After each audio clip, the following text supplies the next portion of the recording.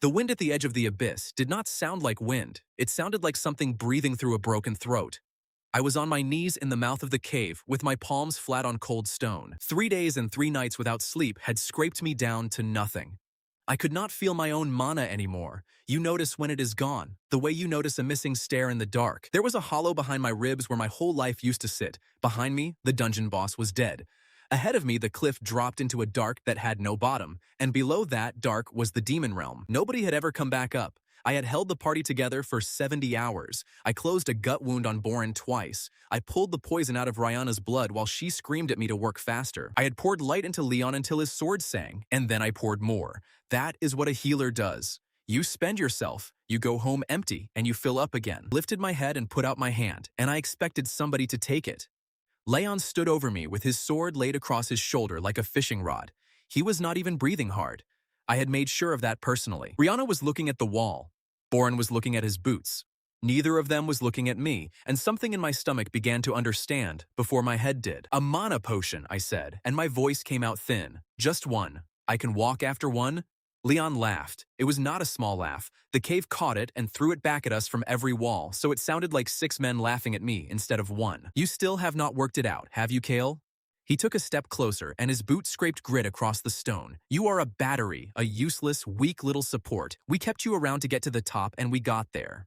So what are you now? You are extra weight. I stared at him. I had been in a burning tower with this man. I had held Rihanna's ribs together with my bare hands while she cried. I had sworn to protect all 3 of them, and I had meant it in the stupid, total way you only mean things once. My mouth opened and nothing useful came out of it. Leon lifted his armored boot.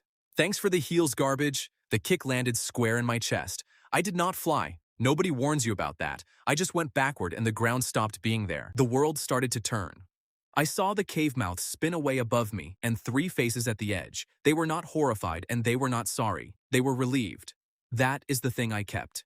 They looked lighter. Then the faces got small, and then they were a smudge, and then the dark closed over me like water over a stone. Cold air tore at my shirt. Something down there smelled like burnt iron and old flowers. The last thing I thought about was Sarah, standing on the north line in the rain with 11 stones going cold and nobody left who could light them.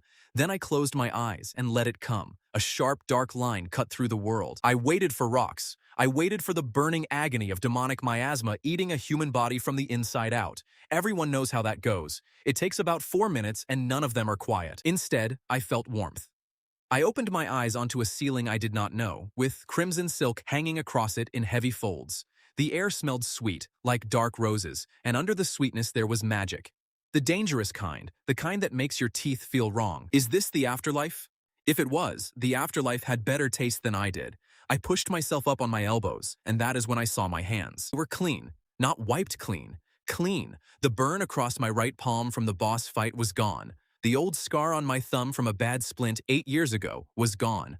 My nails were trimmed. Somebody had trimmed my nails. My adventurer's clothes were gone too. I was wearing a shirt of silk so soft it barely registered as cloth, and it fit me better than anything I had ever owned. Panic arrived all at once, the way it does when your body works it out before your mind agrees. I reached for my healing magic, not to cast anything, just to touch the shape of it and know that one thing in the world still belonged to me. Something else woke up. It wrapped around my heart, and it was not an attack. An attack I would have understood. This was heavy and slow and possessive, and it settled over me like a hand closing gently around a bird. My skin went to gooseflesh from my neck to my wrists, and my breath stopped halfway in. Whatever that was, it knew me, and that is what I hated most. It did not feel like a wall. It felt like recognition. I sat all the way up and looked at the room.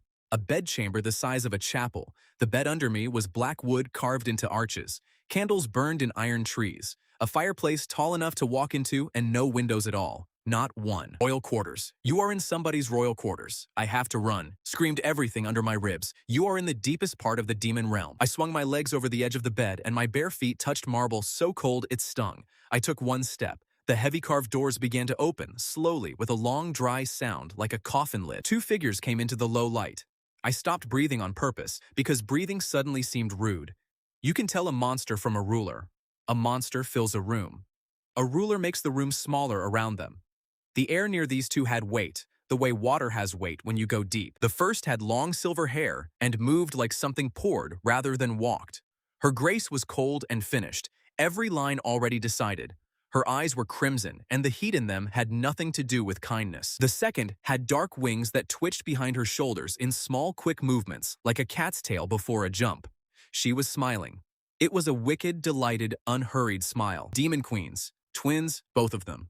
I stepped back and hit the edge of the bed with my legs, and that was as far as I got. "Oh, look, sister," the winged one purred, in a voice so soft it was somehow the least safe thing in the room. "Our little treasure is finally awake." The silver one crossed the floor. I did not see her cross it. I blinked. The distance was simply gone, and she stood close enough that I could feel the cold coming off her. She lifted a hand and traced the line of my jaw, slowly and almost reverently, the way you touch something in a temple. "Those stupid little humans," she whispered. Her eyes moved over my face and did not blink. There was something hungry in them, and something worse than hungry. There was certainty. "They threw a soul this perfect into our realm," she went on. "We caught you as you fell, little healer, and we have decided that we are keeping you." I tried to pull back. There was a click. Camilla was behind me, and I had not heard her move either. Her arms slid around my waist, gentle as anything, and she set her chin on my shoulder. I looked down. A collar had formed around my throat, thin and elegant, glowing faintly, pulsing with a dark mana that was not mine and never would be. It was warm.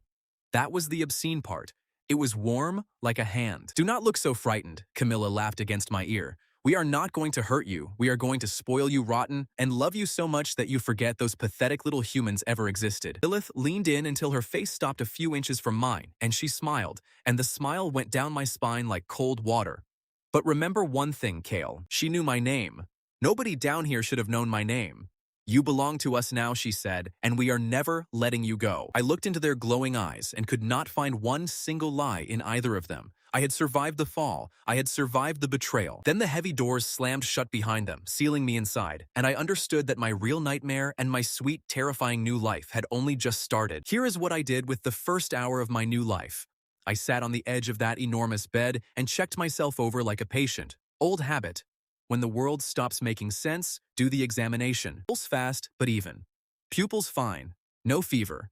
Not one bruise from a fall that should have turned me into a wet stain on a rock. The collar had no clasp, no seam, no catch. I ran my thumb all the way around it twice, and it was one single, unbroken thing, faintly and steadily warm, and when I pressed on it, it pressed back. Then, I made myself put it into words, because words make a thing real, and I needed real. You are alive in the demon realm, wearing something two queens put on you, and you have no idea why. Saying it out loud did not help. Noted for later. The doors were locked. I checked. I stood there working that handle for an embarrassingly long time, and then I did the arithmetic that mattered, and it had nothing to do with me. 11 ward stones on the northern border, 211 people living behind them, one healer within 4 days' walk who could light them, and he was sitting on a silk bed under the world. They had maybe a month before the first stone went dark. Sarah would send to the garrison, and the garrison would tell her the wards were a local matter. I knew exactly how that conversation would go, because I had watched it go that way twice. So I did what I always did when a fight went wrong, and looked for the servant's route. Every big house has one. Kitchens have to reach dining halls. Chamber pots have to reach somewhere. Nobody builds a palace where the lords and the labor use the same corridor. Lords do not like to be reminded that they produce anything. I found it behind a tapestry, which is embarrassing for both of us. A narrow door, plain wood, worn smooth around the handle. I waited until the candles burned down by 2 fingers and went through it. The corridor beyond was low and rough and blessedly ugly. No silk, just stone, a long line of iron hooks, and a smell of cooked meat and ash. I got maybe 40 steps. Then the air changed. Came in through my nose first, cold and sweetish, and then my throat closed. My lungs went tight, then hot, then genuinely on fire. My eyes streamed. I put a hand on the wall and my knees stopped being reliable. Miasma. Real miasma. The thing that kills a human body in minutes. And then the collar at my throat went cold. It pulled right at the base of my neck, a long, steady drink. The fire in my lungs backed off. My knees came back. The corridor stopped swimming. I looked down, and the collar had dimmed to almost nothing, like a wire of dead ash. Then, slowly, it filled again.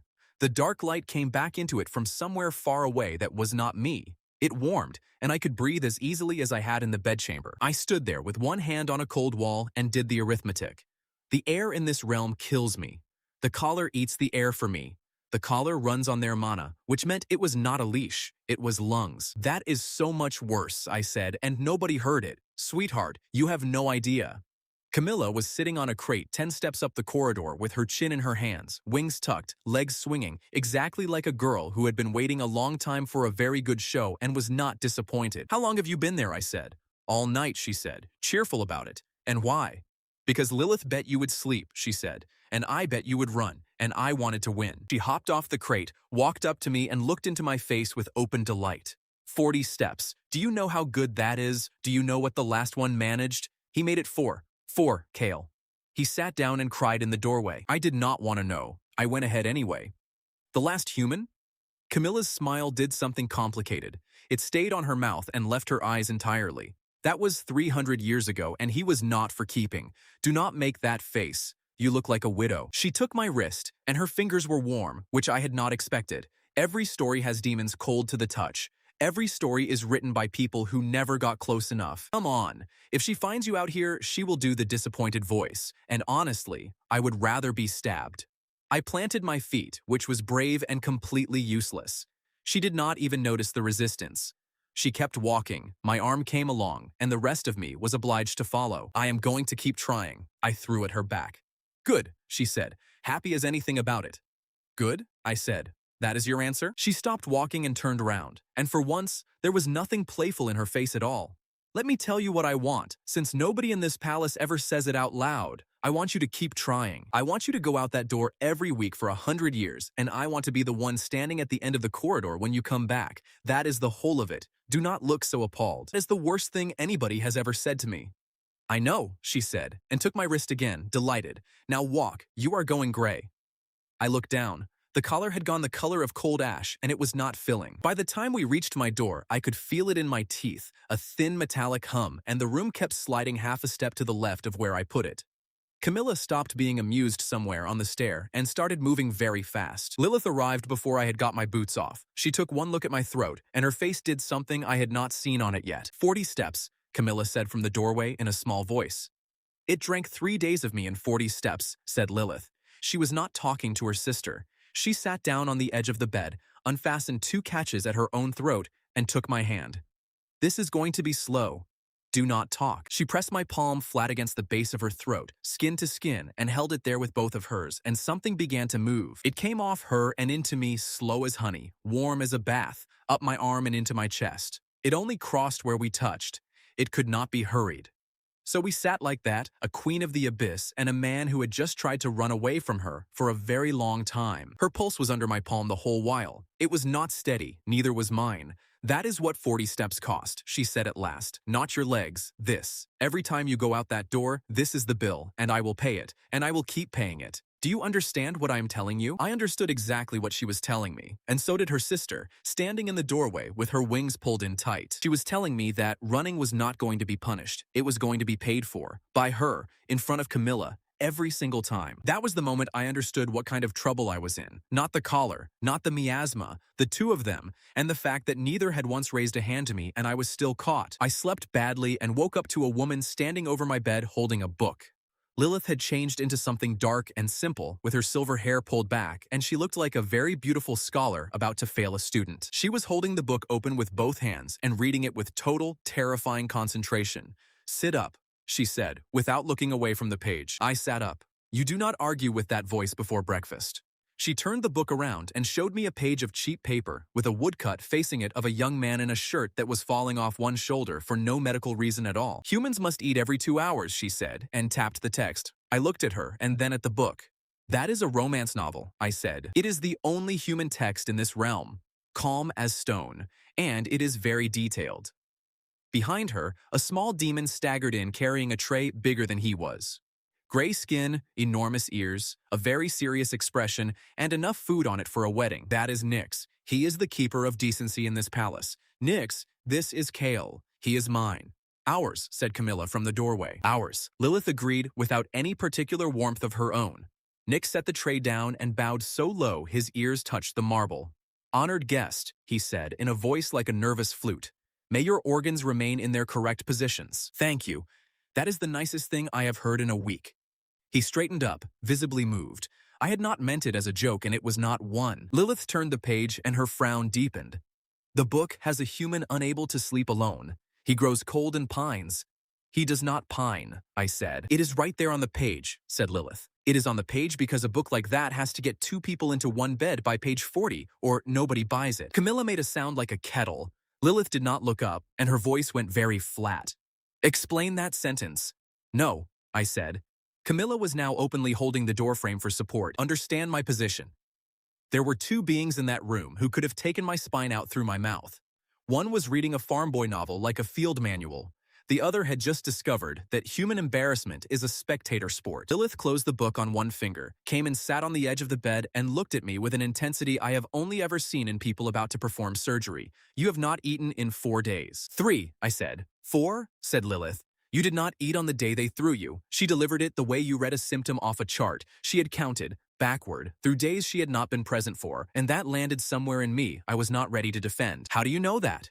She reached out and put 2 fingers against my chest, low and to the left, over the ribs.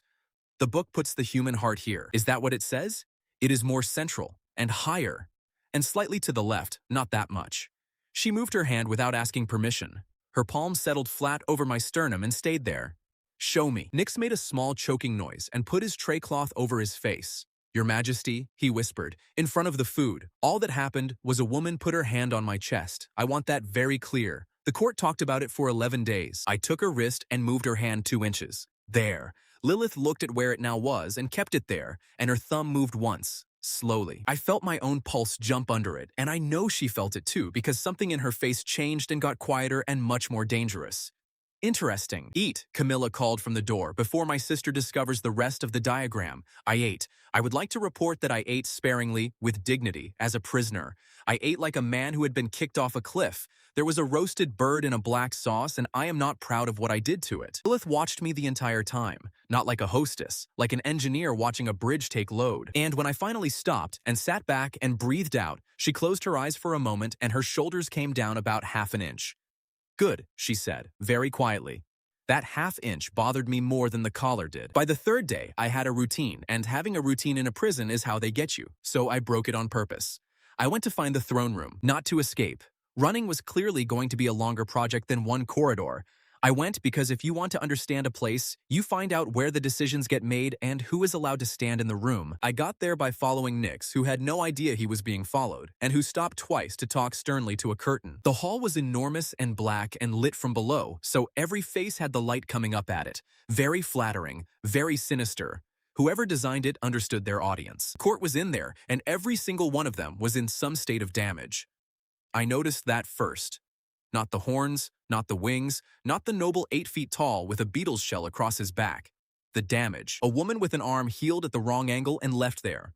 A guard with one eye socket gone milky and sunken. A courtier whose jaw sat crooked so his mouth never fully closed. An old lord with 3 fingers grown back as one thick club of flesh. Every one of those injuries was old. Everyone had set wrong. Nobody had ever put a hand on any of it.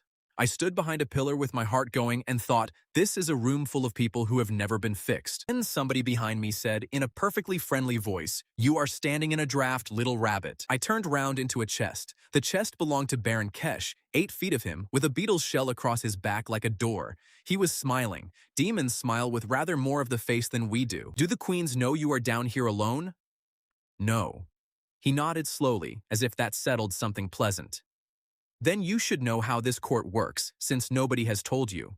Whatever falls into the abyss belongs to whoever holds it. They hold you today. Today is not a long word. He leaned down until his face was level with mine. And you have no shell, no fang, no claw, and no weight. Do you know what that makes you in this hall? I could guess. Say it anyway, said Kesh. I like hearing it in a human voice. Meat, I said. Kesh straightened up, delighted, and patted my shoulder hard enough to move me sideways. Meat? Very good. Do not go anywhere without them again. I have thought about that conversation many times since, because he was not threatening me. He was giving me advice, and it was accurate, and it was the first honest thing anybody in that palace had told me. Then Nick screamed, because a wall panel had opened and dropped a guard on him. Young, or whatever passes for young down there, come through the wrong hatch and down badly on the stone. His forearm was open from wrist to elbow, not a clean cut, a tear. Something had gone into him and come back out sideways. The court looked at him. That is all they did. A few stepped back so the blood would not reach their shoes. He put his good hand over it and pressed and did not make a sound, because nobody there expected him to be helped, and making noise would only be embarrassing. I was moving before I decided to move. Here is my whole life in one line. I am not brave. My hands just start earlier than my sense does. I went down on my knees beside him and put my palms over the tear, saying the small useless things you say. You are fine. Look at me. Breathe out. And I reached for the hollow behind my ribs. It was not hollow anymore. 3 days of sleeping and eating had put something back in me. Not much. Enough. The light came up out of my hands, plain and warm and white, the most ordinary thing in the world. The room went absolutely silent.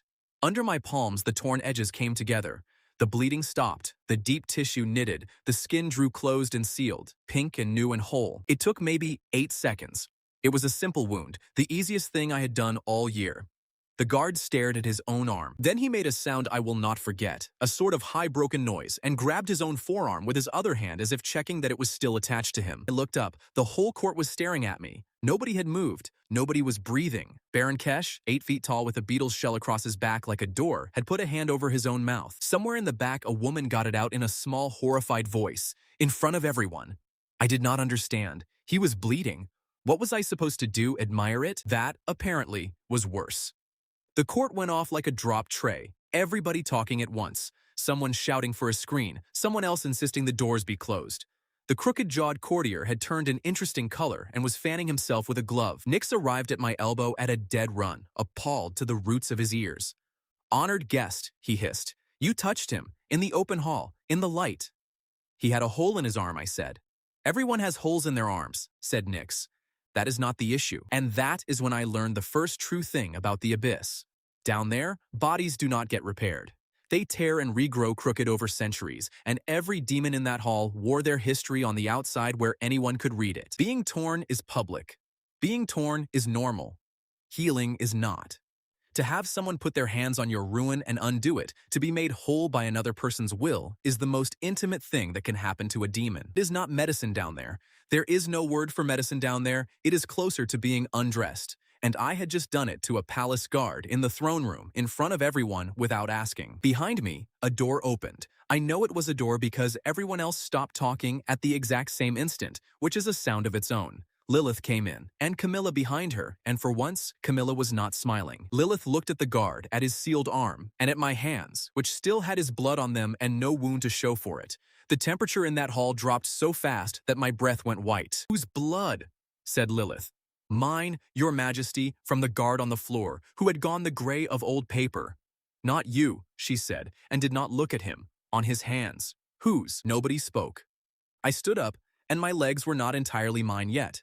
"Mine now," I said, and held them up. "It comes off." Camilla laughed, short and startled and genuine, and it was the first sound she had made that was not aimed at anyone. Lilith crossed the floor, took my wrists one in each hand, turned my palms up, and looked at the blood on them with an expression I could not read at all. Then she lifted her head and spoke to the room, and she did not raise her voice, and it did not matter. The healer's hands are not court property. Anyone who arranges to be injured near him will answer to me for it. That was an unbelievably specific rule to invent. Then I found out why. Because 2 hours later, my legs stopped working. It came on slowly, though slowly means about the length of one bad conversation. First, my hands got cold. Then the cold moved inward. Then I sat down on the edge of the bed to take my boots off and simply did not get back up. I knew what it was. I had done it to myself twice before. A healer's power is your own life. Run out through your hands into someone else, and if you have not put anything back in first, you go out like a lamp. That was one guard. One simple arm. 3 days earlier, I had healed a party through a boss fight for 70 hours and walked afterward. Something down here was charging me more. Kael.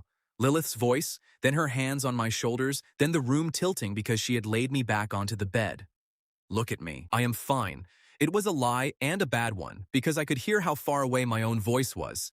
She put her palm flat over my chest, in exactly the right spot this time. She had remembered. Of course she had remembered. "You are empty. I will fill up." It takes a few days. You do not have a few days. You are burning your own life in a realm that eats life. Do you understand what you did downstairs? You spent yourself on a stranger and the air took the rest. Her voice was even. Her hand was shaking. Even lying flat and going gray, I noticed that. And I noticed that she did not know it. Then how do I fill up? I already knew the answer. I had felt it on the first night with the corridor still in my lungs. I asked because I wanted to hear which of us would say it. The same way as before, said Lilith, and reached up and unfastened 2 catches at her own throat. Oh, this is going to be good. Camilla had come in at some point and was standing at the foot of the bed with her arms folded. Get out.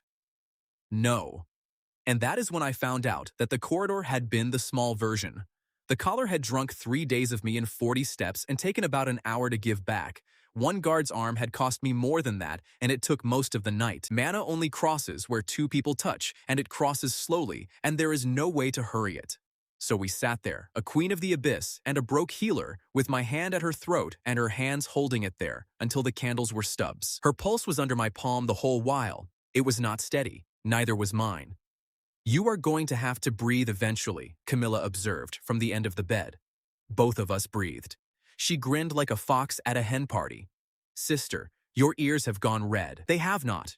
They have gone extremely red, said Camilla. Get out. I am memorizing this, she said, and did not get out. By the time the warmth reached my fingertips, I could sit up.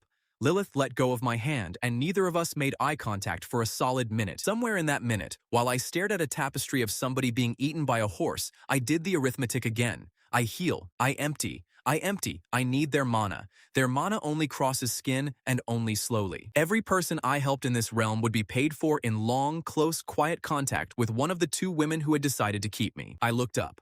Lilith was watching me. She had already done the same arithmetic, probably before I opened my eyes on the first day. And Camilla, at the foot of the bed, had gone very still and very thoughtful, in the way of a person who has just seen a door open onto something she wants.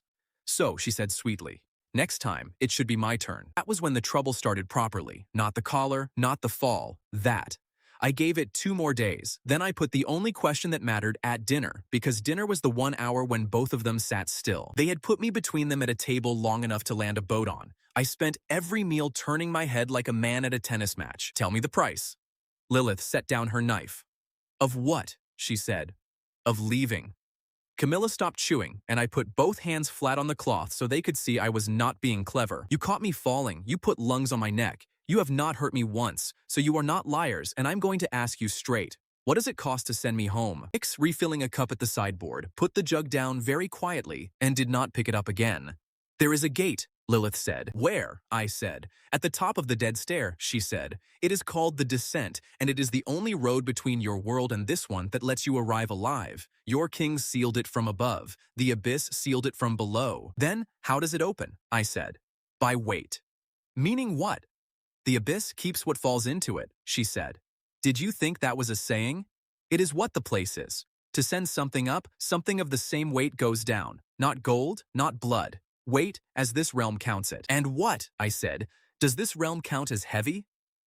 Lilith touched her own breastbone with 2 fingers. There is a shard under here. Every queen has one. It is the part of me that makes the rest of me a queen. Burn it, and the gate tears open and stays open while the shard burns down. A day, perhaps 2. Then it closes, and no shard in the world opens it twice. And what happens to you? I stop being a queen. Which means what exactly?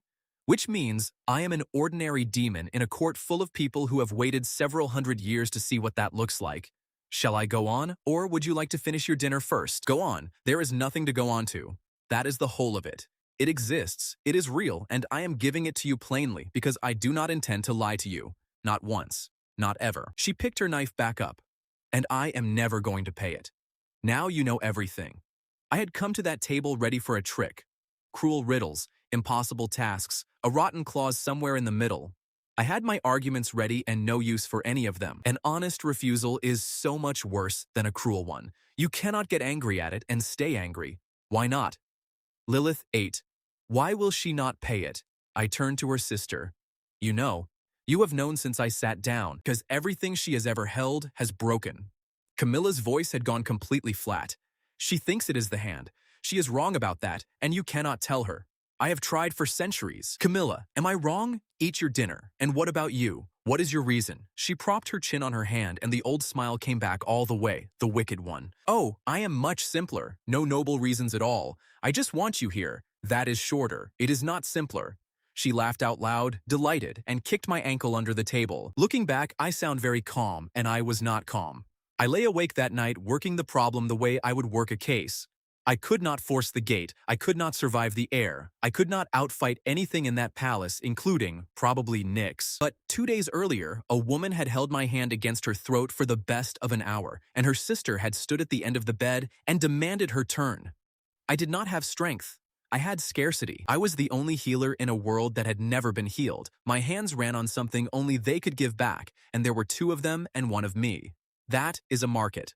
I am not proud of what I did with it, and I started the very next morning. Nyx, I announced over breakfast, loudly enough to be heard through a door. Would you let Her Majesty Camilla know that I am not available today? Nyx looked up from the porridge with the expression of a man watching a child pick up a live coal. Available, honored guest, for anything. Rest, conversation, anything. I am going to spend today lying down in a dark room, because apparently I am a delicate human who needs feeding every 2 hours. Camilla came through the door before Nyx had finished drawing breath. You are not delicate.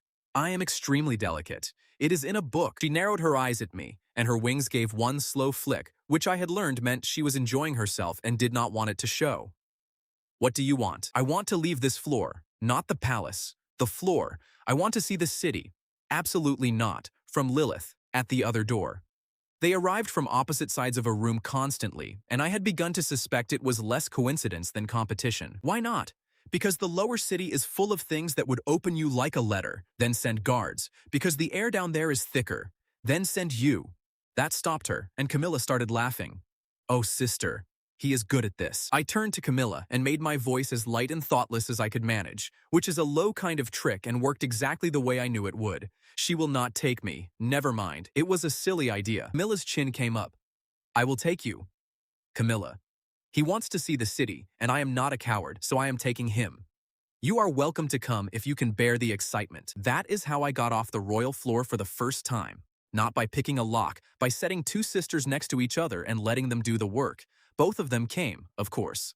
Neither would leave the other alone with me for an afternoon. I walked down the great stair of the Palace of the Abyss with a queen on either side of me, and every servant we passed pressed themselves flat to the wall, and Nyx followed behind carrying a bag of food, in case I got peckish after 20 minutes. The lower city was not what the stories promise. There are no lakes of fire. There is a river, black and slow, with bridges over it and washing hung across the rails. The big one is Harrow Bridge, the smaller one downstream is Sill Bridge, and between them runs a street of stalls that everybody calls Gutter Row and nobody apologizes for. There is a smell of frying and hot iron. Somebody was selling something on a stick and shouting about it in the exact bored rhythm of a man selling something on a stick in any market in my world, and that did something strange to my chest, and everywhere I looked, there was damage. A woman at a forge on Harrow Bridge with a right hand fused into a single mitt of scar, hammering with it anyway because you can still hammer. A boy of maybe 9 with a shoulder regrown a hand's width too high, so he walked at a permanent angle and did not seem to know it was possible to walk any other way. An old man on a step with an eye like a boiled egg, turning his head to hear us pass. A whole street wearing centuries of accidents on the outside. I stopped walking somewhere around Sill Bridge. What? Said Camilla. Nobody sets bones here. Sets? When a bone breaks, you pull it straight and you hold it straight while it knits. Then it heals in the right shape. They both looked at me. Why would you hold it? Lilith said it slowly. Because otherwise it heals in whatever shape it was lying in. Yes, that is what I am telling you. You do not have to let it. There was a pause on that bridge that I have thought about many times since. Lilith looked down the street at every crooked hand and dragging foot in sight. She has an extremely controlled face. It slipped at the corners, and what went across it was not politics and was not hunger. My mother's wing set folded, Camilla said quietly. Nobody spoke. She could still fly. She just could never fold it. For 800 years, she used to catch it on door frames and pretend she had not. You could have straightened that. Lilith did not make it a question. She placed the sentence down between us to see how heavy it was. If I had been there in the first day, yes. After it sets, it is harder. Not impossible. Harder. You have to break it again first. Camilla turned her head and looked at me with a completely new expression, and I did not like it because it was not desire and it was not amusement. It was hope. And hope is the most dangerous thing you can hand a person who already cannot let go of you. I should have seen what I had just done. I did not. We went back to the palace with 3 people trailing us at a distance, and by evening, the whole city knew that the human's little healer had said out loud on a public bridge that it did not have to be like this. The first one came that night. I woke to Nyx shaking my shoulder with both hands and hissing my name like a kettle with a personal problem. There is a soldier at the west door. I am asleep. He is bleeding on the step. Then somebody should get him off the step. Honored guest. Nick stopped, started again, and his ears were flat back against his skull. He is one of Duke Ashgrave's. I sat up. Who is Duke Ashgrave? Nix looked at me the way you look at a man who wants to know what water is while standing in the sea. Duke Ashgrave is the oldest thing in this court that is not the court itself. I got my boots. The west door is a servant's door, which was already interesting. If you want to make a demand of a queen, you go to the Great Gate. If you want to put something in front of her that she cannot be seen refusing, you leave it at the back. He was sitting on the third step with his back against the frame. Young, thin, with a lance wound through the meat of his thigh, packed with cloth and packed badly. He looked up at me and his face did a complicated thing. I am not to ask. Nobody is asking. I knelt down. What is your name? Farron. Farron, this is going to hurt for about 6 seconds, and then it is going to stop. Behind him, at the bottom of the steps, 3 more of Ashgrave's men stood in the dark with their hands behind their backs, not helping, watching. That was when I understood I was looking at a delivery. Do not. She was at the top of the steps, and I had not heard her arrive, which by then I had stopped finding remarkable. Her voice was not loud, and it went through me anyway. Kael, step back from him. You will lose the leg. Yes, he is one of yours. He is one of Ashgrave's, and Ashgrave knows exactly what he is doing. He has sent you a wounded man at midnight at the servant's door, where the crown cannot be seen refusing its own soldier. If you heal him, another comes tomorrow, then 2, then 6. He will run you empty a spoonful at a time, and it will look like mercy the whole way down. I looked at Farron. He had heard all of it, and he had the flat, patient face of a man who has understood that he is a message and not a person.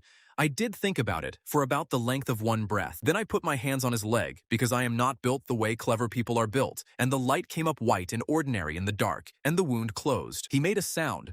They all make that sound the first time. It is not gratitude. It is closer to grief. At the bottom of the steps, one of the watching men turned and walked away fast to go and pass it on. Lilith did not raise her voice at me, and that was the frightening thing. She waited until Farron had gone and Nix had gone, then came down the steps and put her hand flat on my chest again. Not to find my heart this time, to feel how empty I was. Whatever she felt under her palm made her close her eyes. You spent nearly a day of yourself on a boy who will be dead in a war within the year. Probably. Was it worth it? I do not do that arithmetic. Then I will do it for you. She took my hand and pressed it to the base of her throat, right there on the steps of the servant's door where anyone could see, and then, very quietly, into my hair. This is the last one. Do you understand me? I will not let this realm drink you. I stood with my palm on a queen's throat and her mana coming into me like warm water, and over her shoulder I watched the last of Ashgrave's men fade back into the dark. He had learned something that night. So had I. Everything I did with my hands, she would pay for with her own mana, and everything she paid, somebody was counting. The next day, there were 2 of them at the west door. The day after that, there were 5. And on the 4th day, Lilith stood up in the great hall and forbade it, in front of the whole court, and that was when it stopped being about me at all. I met Duke Ashgrave that morning, which is how I know exactly what a trap sounds like when it is being polite. He was not the biggest thing in the hall, he was the stillest. Gray skin gone almost white with age, a long coat the color of dried blood, his weight on one leg and his hands folded. He waited for the queens to finish speaking before he spoke, which nobody else in that court bothered to do. Lilith said it plainly. No subject of this realm was to present a wound at any door of the palace. No soldier, no servant, no lord. The healer's hands belonged to the crown, and the crown would decide. Then she sat down. Ashgrave let the silence go on for exactly as long as it needed to. May I put a question, Your Majesty? You may. Is the crown refusing its own? He put it gently. There was no sneer in it anywhere. He sounded like an old man puzzled by a document. The crown is protecting a resource. Ah. He turned very slightly so that the whole hall could see him not looking at anybody in particular. Forgiven old creature. I have served 3 crowns. I have carried this realm's wounded up out of 11 wars. In all that time, I have never once heard a Queen of the Abyss use the word protecting about anything except the throne itself. He inclined his head and let the pause sit exactly as long as it needed to. I am glad to learn we can protect things. It is very new. There was a sound in that hall. Not laughter. Something drier. The whole room shifting its weight at once. I stood 3 steps below the dais, watched Lilith's jaw go tight, and understood for the first time that she was not all-powerful down here. She was a queen the way a woman holding a lid on a pot is a cook. Ashgrave found me afterward in a corridor. He did it the way an old man finds anybody, which is by already being there when you arrive. Healer, your grace. He looked at me with mild yellow eyes. You think I am cruel. I think you are sending boys to bleed on a doorstep to make a point. Yes, that is correct. I am glad you see it clearly. It saves time. I had not expected that either. I was collecting a great deal of unexpected honesty that week, and none of it was helping. I have kept a live human, a soft one.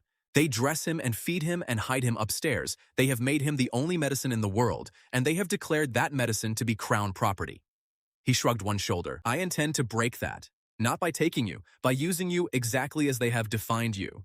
If your hands are the crown's, then let the crown answer for every man it lets rot. You will run me dry. Yes, that is also correct. And then he gave me the thing I have never been able to get out of my head. You imagine I want to hurt you. I do not. I would rather you were never fished out of the sky at all. You have put a soft thing into the middle of a hard place, boy, and everything in this realm is now going to bend toward it. Nobody blames you. It is simply what happens when you drop honey into a nest. He walked off. Behind me, Nyx in a very small voice. I did not care for that at all. No, nor did I. I broke Lilith's rule 2 days later, in daylight, in the middle of Harrow Bridge where the whole street could watch. It was not defiance, and it was not courage. It was Vessa's hand. She was the woman at the forge, the one whose right hand had fused into a single scarred mitt. I had walked past her 3 times. On the third, I stopped and stood there like an idiot until she looked up. You are the human. Yes, I said. Are you going to buy something, she said, or are you going to stare? I asked her how it happened. She told me in about 9 words, without any self-pity, that a crucible had gone over on her at the age of 60, and she had held the hand in the wrong shape for 2 months because there was nothing else to do with it. That was 300 years ago, and she had got on with it. Can you still feel it? I can feel it fine. I just cannot open it. I can open it. Vessa put down her hammer. Then, in a completely ordinary voice, she made up my mind for me. Do not joke about that. I made her sit on her own anvil. A crowd came, because a crowd always comes. Somebody ran to fetch somebody else. By the time I had her hand in mine, the street was full from the forge to the far rail, and several of them were crying already, which I thought was premature. Then I gave her the bad part. I have to break it first. It's set wrong, and I cannot straighten it while it is fused. I have to break the scar, part the fingers, and close them properly, and there is no way to do that which does not hurt. How much? A great deal. For about 20 seconds. Vessa looked at her own hand. 300 years, she said, and held it out. I will not describe the sound. She did not scream. She put her other fist against her mouth and breathed through it, and one of the men in the crowd turned around and had to be held up by his friends. Then the light came, and I put every finger where it belonged and held it while the bone knitted straight. It took about 1.5 minutes. It cost me more than Farron's leg had. It was the best 1.5 minutes of my life. I let go. Vessa held her hand up in front of her face. She opened it, then closed it, then opened it again, about 30 times, fast, like a woman testing a door she does not trust. Then she started to laugh, and the laugh went wrong halfway and turned into something else, and she put her whole face into that hand and sat on her anvil in front of the entire street and wept into her own open palm. Nobody in that crowd moved, and then a very old demon at the back, in a cracked voice. My knee. That is how the queue started. I got through 11 people before I went down. Not gracefully.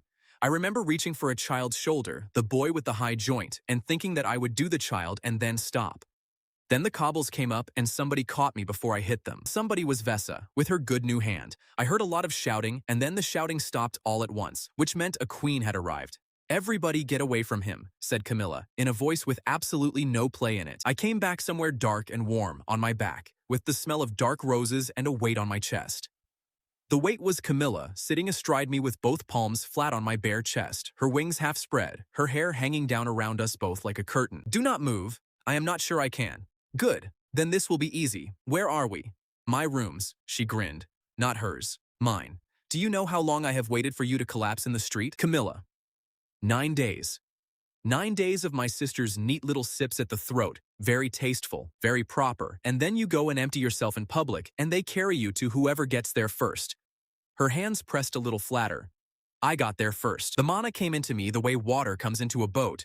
Hers was not like Lilith's. Lilith's was cool and steady, the way a deep river is steady. Camilla's arrived in waves, warm and quick and impatient, straight through my chest and out to my fingertips, and every hair on my arms stood up. I made a sound I am not going to describe. Camilla's whole face lit up like a festival. Oh, that was educational. That is the transfer. I got it out with as much dignity as a man flat on his back can access. That is a physiological response to a mana differential. Say that again. Say all of it again, slower. No, say the word physiological. Camilla. She laughed and dropped her forehead onto my shoulder, and for a moment neither of us spoke and the mana kept coming, slow and warm, and the room was very quiet. Then, without lifting her head, "You were down for a day and a half." I went cold. "What? A day and a half? You healed 11 people in the open street and then you did not wake up, and my sister sat on the end of that bed for all of it and did not speak to me once." "Camilla, she is angry with me, not you. I put her up to letting you do it." I turned my head. She was still lying against my shoulder with her eyes shut. "Why would you put her up to it?" "Because you were unbearable. Because you sat in that lovely room for 11 days being polite, and every day you got a little flatter, and by the end you were being polite the way dead people are polite." Her hand moved on my chest. "I have kept things before. Birds mostly. I was very young. They stop singing and then they sit very still, and then one day they are just an object in a cage that you dust." She lifted her head and looked at me. "I do not want to dust you, Kael. That is the most romantic thing I have ever had aimed at me, and I have been in a war." Camilla laughed so hard she fell off the bed. She came back up over the edge with her chin on her folded arms, still laughing, wings twitching, entirely pleased with herself. I lay there with a queen of the abyss on the floor beside me and thought, very clearly, this is a problem, not because she was dangerous, because I liked her. Camilla took me to the descent 2 nights later, in secret, and she did it to show off. The gate is not a gate. That was the first surprise. It is a fault in the rock at the top of a long dead stair. What holds it shut is a scar of pale light running up the black stone, and standing near it makes your ears ache. But under it there is a slope, and on the slope there is a heap. "Things fall," she said. "Not often. A cartwheel, a goat, a soldier once with a bag of letters. Whatever comes down the shaft comes to rest here." Went down that slope with a lamp. It was a rubbish heap of my own world. A ladder, a shattered barrel, half a signpost, a boot, a child's shoe with the sole worn through, which I picked up and put down again very quickly. And then, at the bottom, half under a slab, I found a ward stone. I knew it before I turned it over. I knew it by the weight. I had cut that stone myself. 11 of them over 4 years, out of the same gray riverbed rock, and I had shaped the channel on the back with a chisel that always slipped in the same place. There was the slip, right where it always was. Far circle. Turned it over in the lamplight. It was dead. Not low. Dead. And the surface had the fine white crazing a wardstone gets when it has been run to empty and then left, which takes about 3 weeks. Camilla came down the slope behind me. "What is it?" I could not get anything out at first because my throat had stopped working. They fall through when a ward fails. When the stone dies, the ward tears, and whatever is standing on the line falls through the tear. I looked up the slope at all of it. The ladder, the barrel, the boot. This is not rubbish. This is the north border of my country arriving one piece at a time. Camilla went very still. How long? 3 weeks since this one went dark, so the others have gone too. So it is open. So there is nothing between the far circle and the moor at all. I sat down on the slab with the dead stone in my hands, and there it was, the thing I had been carefully not thinking since the moment I woke up in silk. Leon kicked me off a cliff because I was extra weight. Fine, I can carry that. I have carried worse. But I had been the only thing holding up a wall that 211 people lived behind, and he had not known that, and I had never told anyone. I had never told anyone because I liked being needed, and I liked being the only one who could do it. They were not going to die because Leon was cruel. They were going to die because I was proud. "Kael, I need to go up. I know. Listen to me. Before this, I wanted to go home. That is a want. You can talk a man out of a want. This is not that." Camilla stood in the lamplight at the bottom of a slope of my own world's broken things, and she did not speak for a long time. Then, very quietly, "I know exactly what you are about to do." "What am I about to do?" "You are about to use me against my sister, properly this time, not for a walk in the city, for the gate." I did not deny it. She had earned better than a denial. "Yes." Camilla nodded slowly. Then she took the lamp out of my hand and started up the slope and over her shoulder in a light and terrible voice. "Good. I have been waiting for you to try something serious. Here is exactly what I did, set down plainly and without softening, because I have had a long time to think about it, and softening it does not help. I lied to Lilith first. I told her at breakfast in a calm voice that I had thought about the gate and the shard and the price, that I was not going to make her carry that, and that I would find another way to live. She looked at me for a long moment. Then she thanked me, and she meant it, and she went away and gave 3 separate orders that made my life easier before noon. That is what I did with her honesty. I used it as a floor to stand on. Then I went to Camilla. I did not lie to her. That would not have worked, and worse, she would have enjoyed it. I gave her the truth in the shape of a dare. Lilith will never open that gate. She will keep me in a beautiful room until I go gray, out of love. And every soul in this palace knows it, and you know it best of all. Camilla's face did not move. Go on. You are always second. Your own words. She decides, and you decorate. She keeps me, and you visit. There is one thing in this realm she will not do, so it is the only thing left that could ever be yours. Then I stopped talking, because I had done enough, and because there is a point past which you are not persuading a person, you are watching the trap close. Camilla stood very still. Then she smiled, and it was a bright, quick, awful smile, and she agreed and left the room. I got what I wanted. My plan worked perfectly. We went at the dead hour, when the palace lamps burn low and even the court sleeps. Camilla went ahead. Nix came with me because I told him I needed air and he believed me, which I will be paying for in some form for the rest of my life. The dead stair up to the descent is 900 steps. I counted about 200 of them. The scar of pale light was waiting at the top, running up the black stone, humming in my teeth. Camilla stood in front of it with her back to me. Do you know what happens if I burn mine instead of hers?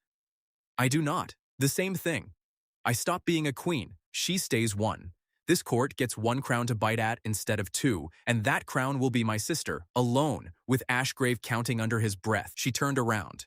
But you get to go home, and I get to be the one who did it. And for the rest of her long life, my sister will know that when it mattered, she chose to keep you, and I chose to free you. Her wings were shaking. That is what you were selling me. Not the gate.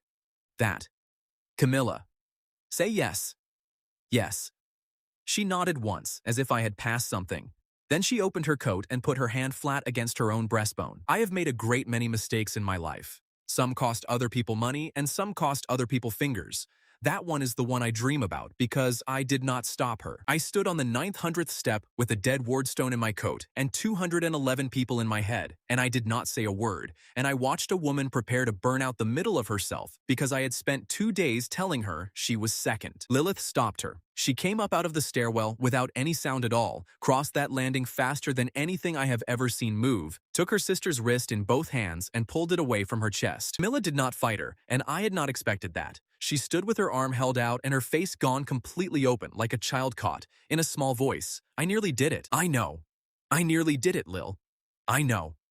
Lilith pulled her in and held the back of her head, and they stood there in front of the sealed gate, two queens of the abyss, holding on to each other, and neither of them looked at me at all. That was when my leverage broke. Getting caught had nothing to do with it. I had finally seen the shape of the thing I had been prying at. I had thought they were rivals who happened to be sisters. Two hungers pointed at the same man, and if I stood in the right place, I could get them to knock each other over. They were two halves of one very old animal, and I was the newest and most interesting thing in the room, and I had mistaken interest for the deepest thing they had. To it, Camilla chose her sister. Put to it, Lilith chose her sister. Every single time. Forever. There was never a lever there. I had been pulling on a wall. Lilith let Camilla go and turned around. I have been kicked in the chest by a hero in full plate. I would rather have that again than the next 4 minutes. She did not raise her voice. You lied to me at my own table? Yes. I did not mind that. I expected it. You are a prisoner. Prisoners lie. I would think less of you if you had not tried. She came closer. But you did not lie to her. You gave her the truth. You found the softest place in my sister, and you put your thumb in it, and you leaned. You put that number on her.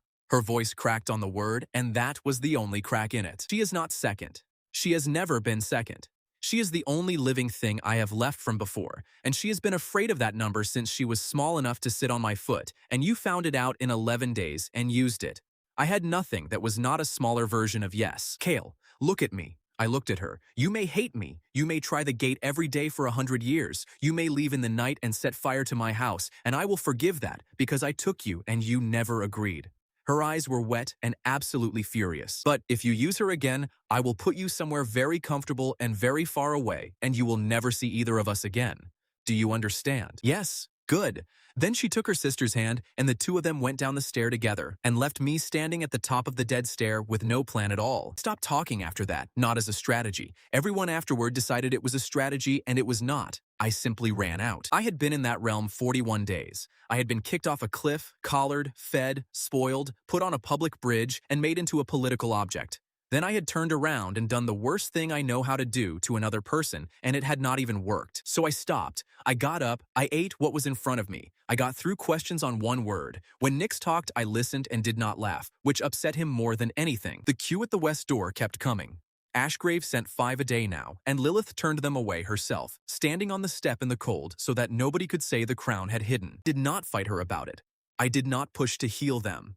That frightened everyone far more than fighting would have. On the 6th day, Camilla came and sat on the end of my bed. Hit me. No. Shout at me. Call me something. Tell me I am a monster and you hate me and you want to go home. I do want to go home. Then say it like you mean it. Her voice went up and she grabbed a fistful of the blanket. Say it the way you did on the slope. Say anything the way you used to. I looked at her. I am sorry for what I did to you. Camilla threw the blanket at my head and left. On the 9th day, I stopped eating. Not for effect. Food had stopped being interesting, in the way that everything stops being interesting when you have folded yourself up small enough. On the 10th day, Nix knelt by my chair and put his enormous ears back. Honored guest. My mother is a laundress on Silbridge, and her back is bent, and I have never asked you for anything. I knew, and I could not make my hands do it, and that was the first moment I was properly afraid of myself. On the 11th day, Lilith came in and stood in the doorway for a long time. Then, get up, put on your boots. I got up. I put on my boots. We went up the dead stair together, and neither of us said one word the whole way. I did not work out what was happening until we stood in front of the scar of pale light, and she took off her crown and handed it to Nix. Lilith, be quiet. No, listen to me. I do not want this. Not like this. I have already done enough damage in this house for one lifetime. She turned around and looked at me, and her eyes were the calmest I had ever seen them. You misunderstand. This is not a gift. Then what is it? I have watched you for 11 days. You are doing the thing my sister's birds did. You have gone quiet, and you have gone still, and soon you will be an object in a beautiful room, and I would rather cut out my own heart than dust you. She smiled slightly, a very tired smile. Also, you are quite right that I am a coward. I have known the price since the hour we caught you. I have simply been standing in front of it hoping you would stop asking. Lilith. Kael. Let me do one thing that is for you and not for me. I have not managed it once yet. Then she put her hand flat against her own breastbone. I did not see the shard. Nobody sees it. What I saw was the light come up under her skin, the way a lamp comes up behind a curtain, and her face change, and I heard her breathe in and hold it. And then it went out. The pale scar in the rock tore open with a sound like a rope parting under load. Cold air came through it. Real air, wet and dirty and ordinary, off a northern moor, smelling of peat and rain. It hit me in the face and my knees nearly went. Lilith reached up with both hands and unfastened the collar at my throat. It came away without any resistance at all. It had never had a clasp, and it did not need one, because it had never been a lock. Go. Her voice had changed. It was thinner. She had put both hands down at her sides in a very deliberate way, the way you do when you have decided you are not going to hold on to anything. How long? A day. 2 at the outside. Go now, Kael, before I am a worse person than I already am. I went through. The upper mouth of the descent is a cave in the side of a hill on the northern moor, and I came out of it into rain. Real rain, gray and thin and endless, blowing sideways. I stood in it with my head back and my eyes shut and let it soak me through, and I laughed like an idiot. Then I opened my eyes and looked at the world. The moor was empty, not quiet, empty. There should have been sheep on that slope, and there were none, and the drover's path down to the valley had gone to grass, which does not happen in 3 weeks. There was a woman sitting on a stone by the cave mouth with a sack in her lap, looking at me with her mouth open. Sarah. The herb woman of the far circle is about 60, built like a fence post, and has never in her life aimed one soft word at me. I found out later that she had walked up from Red Mill every 8th day since the funeral, 4 hours each way, to leave a handful of dried vervain on the stone where they said I had gone in. She never told the others. She said it was for the herb, which does not grow there and never has. She stood up and hit me in the chest with the flat of her hand. You are dead, not yet. They read it out at the garrison. Kael of the far circle, healer, fallen at the abyss mouth in the service of the hero Leon. There was a ribbon. She hit me again, harder. There was a ribbon, Kael. Sarah. The wards. And her face closed up. The stones went out one at a time through the autumn. We sent to the garrison twice. The garrison said the wards were a local matter, and the crown had sealed the abyss mouth, and there was nothing coming through it anyway. She sat back down on the stone. Then in the 3rd week, the north line tore. So we walked. Everyone? Everyone who could. All of us. South to Red Mill, on foot in the wet. 11 did not get there. Old Ganny. the Cooper, both the Fenner boys, and I do not want to talk about the Fenner boys. She looked out at the empty moor. The rest are alive, crowded and poor and eating other people's charity in a garrison town that does not want them. But alive. I sat down on the stone beside her, in the rain, with my hands hanging between my knees. 11. 11. I could have got here in time, maybe. If I had made them let me go in the first week. Maybe. Sarah, I need you to be cruel to me now, because you are the only person left who will do it properly. So she was. You were never a wall. That is what you thought you were, and you liked it. 11 stones and one clever boy with a chisel and nobody else in 4 days' walk who could do it.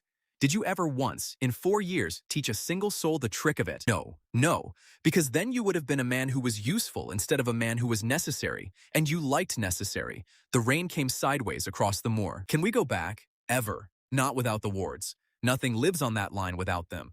Come winter, the pass is shut, and Den will put us out on the road, because Red Mill has its own poor. Who is Den?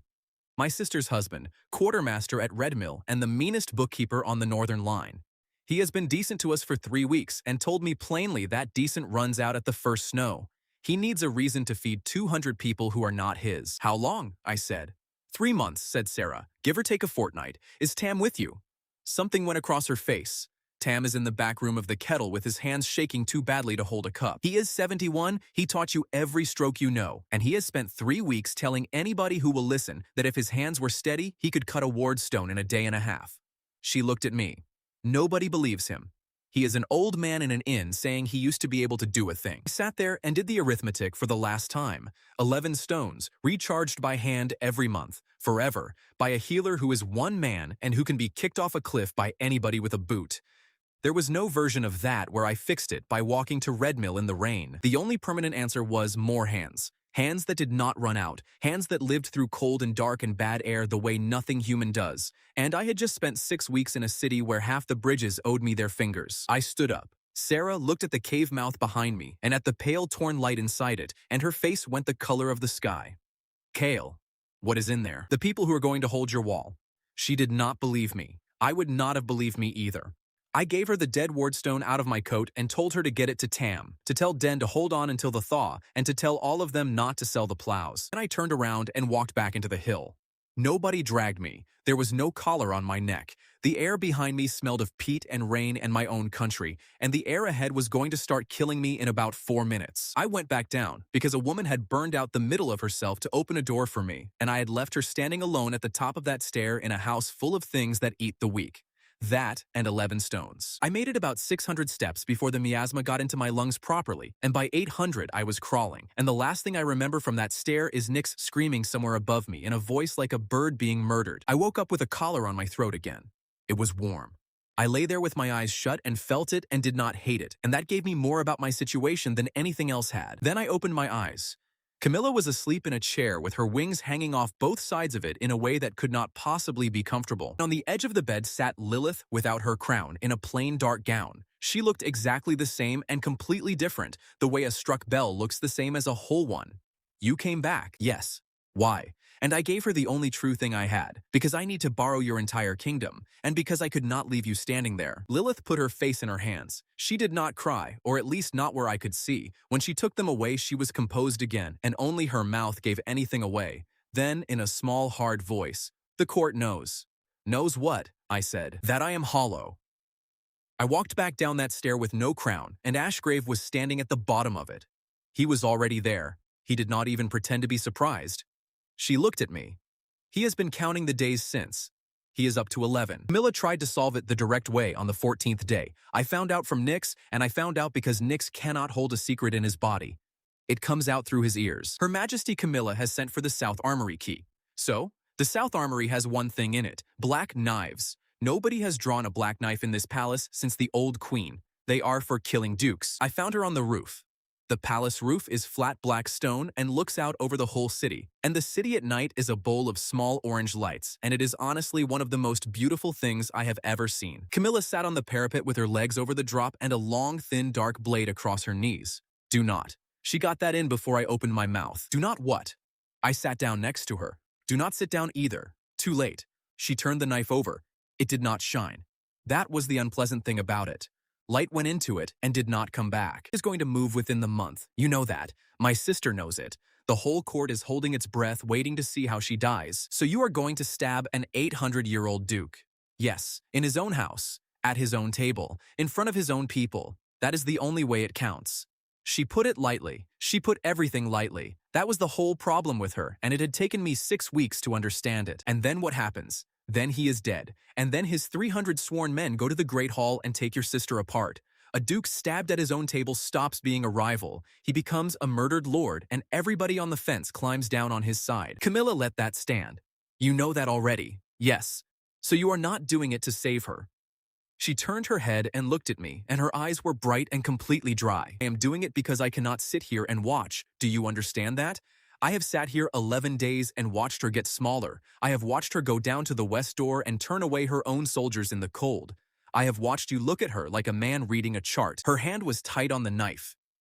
I am not built to sit and watch Kael. She is the one who thinks. I am the one who does something. If I do not do something, I am just a girl on a roof. And there it was. I have spent my whole life in rooms with people about to do the worst possible thing for the second best reason. You do not talk them down by arguing. You cannot out-argue a shape, and that is what it is. They are stuck in a shape. You get them a different thing to do. Camilla, I need your help. She blinked. That is a very cheap trick. It is. It is also true, and you are going to find that inconvenient.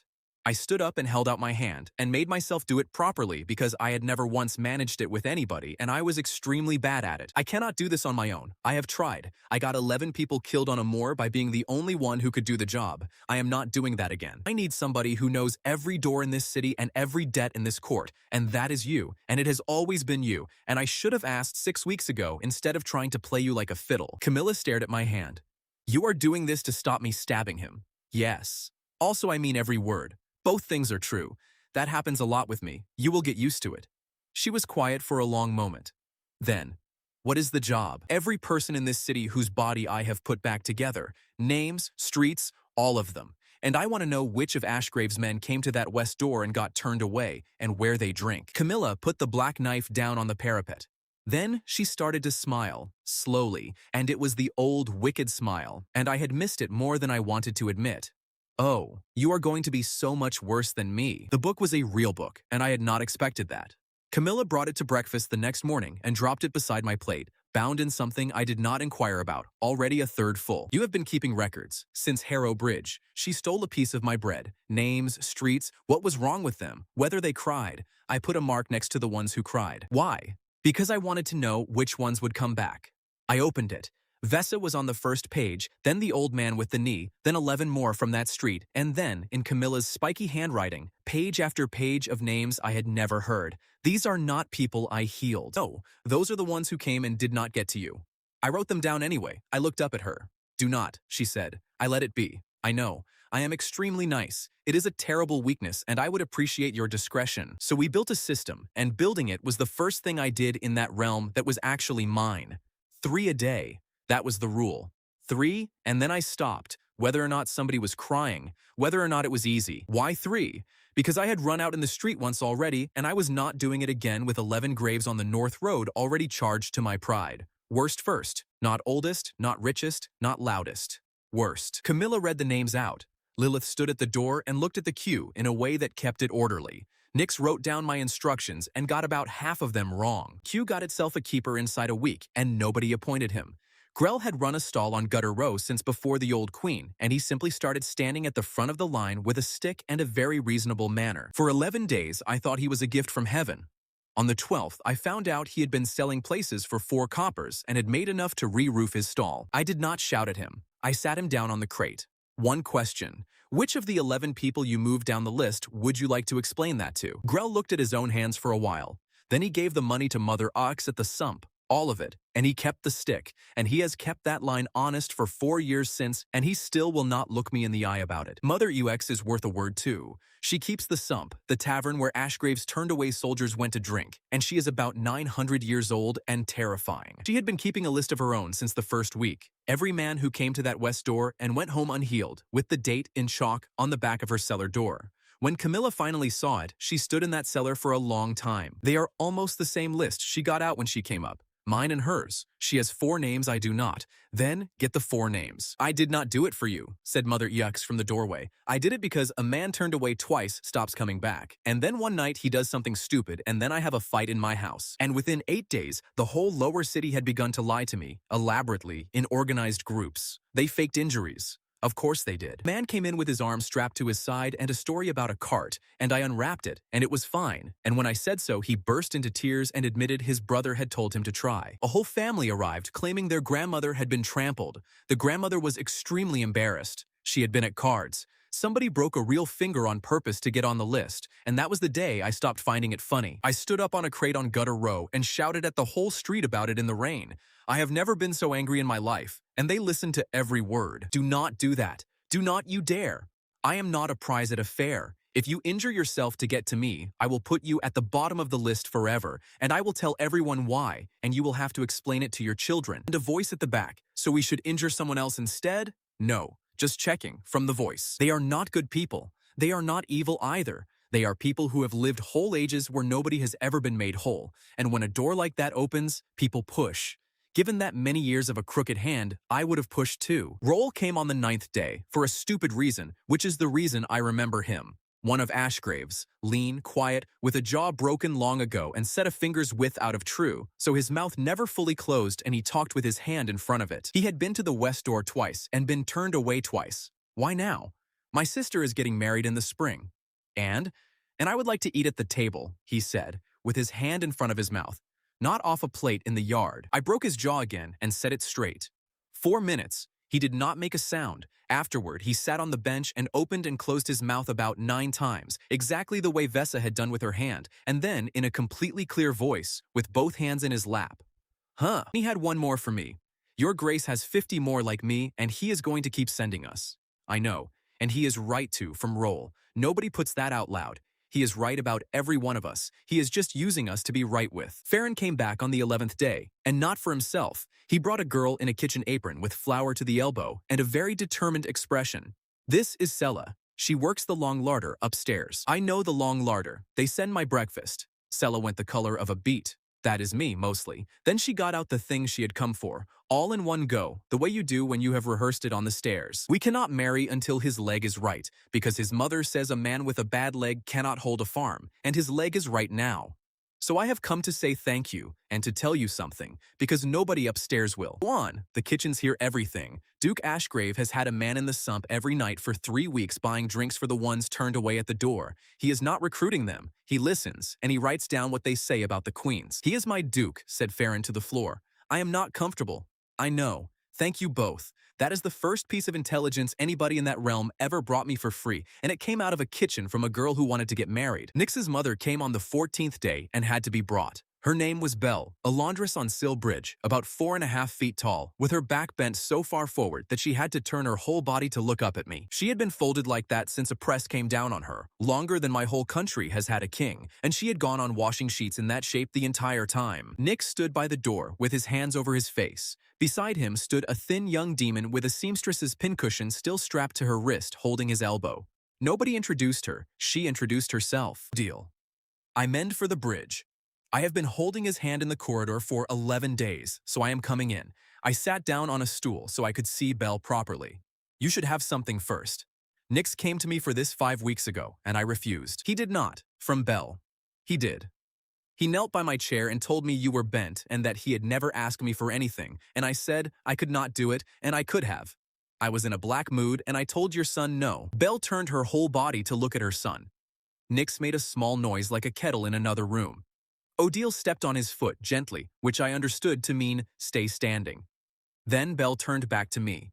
Why are you telling me that? Because you are about to let me put my hands on your spine, and you should know exactly who you are letting do it. Belle thought about this. Then, all right, and she started unbuttoning the back of her dress with the unhurried competence of a woman who has been doing up her own buttons behind her back for 2 centuries. It took 40 minutes. It was the hardest single thing I did in that realm before the gate. You cannot simply straighten a spine folded that long. The muscle is short, the ligament is short. Everything in there has agreed on the new shape and will defend it. So you go slowly. You part it and hold it and let it knit a little longer than it wants to, and you do it again, 4 times, and each time you gain about the width of 2 fingers. She did not make a sound the whole way through. not one. At the end of it, she stood up. Straight. She got about 3/4 of the way and had to stop and hold the table because standing up straight after all that time is physically confusing. Her balance was entirely wrong and her eyes kept sliding. Then she looked around the room from her new height. Oh, from Belle. What? The ceiling. Nyx went down on the floor like a dropped coat. Odile caught his head before it hit the tile, without looking, the way you catch a cup. I healed 2 more that day, because that was the rule, and then went and sat in a stairwell on my own, which is a thing I had started doing and which Camilla had started finding me doing and pretending not to. She sat down on the step below mine. That was a good one. Yes. Are you crying? No. You are a bit, Camilla. She leaned her head back against my knee and said nothing else for a long time, and I put my hand in her hair without thinking about it, and both of us noticed at exactly the same moment, and neither of us moved. That is the honest chronology of the whole business. It did not happen in one grand scene. It happened in stairwells while I was too tired to be careful. Lady Morrow arrived on the 20th day and taught me something I have used every day since. She came in a chair carried by 4 servants, which was the first sign because nobody in that queue had servants. Behind it walked a young demon woman with the same jaw and a great deal more temper. Gutter row went quiet as they came up, and that was the second sign. Camilla leaned over to my ear. That is the bent lady of House Morrow. Is that a title? That is the whole house. Her name is the Wound. 400 years ago, she stood in a doorway at Thornfall, and something came through it and took her spine sideways, and she did not move, and 11 people got out behind her. That house has eaten off that doorway ever since. 2 seats on the council, 3 marriages. Everything.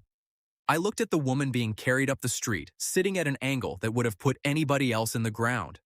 And the girl, granddaughter, Nera, wants to be a soldier.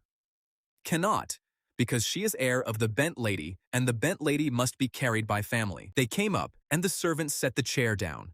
Nera spoke first, fast, before her grandmother could. Fix her. I looked at Lady Morrow. She was very old, her eyes were clear yellow and completely amused, and she looked at me the way a person looks at a piece of weather. Do you want this? No, from Lady Morrow. Nera made a strangled sound and started to speak, and I put my hand up. Then we are finished.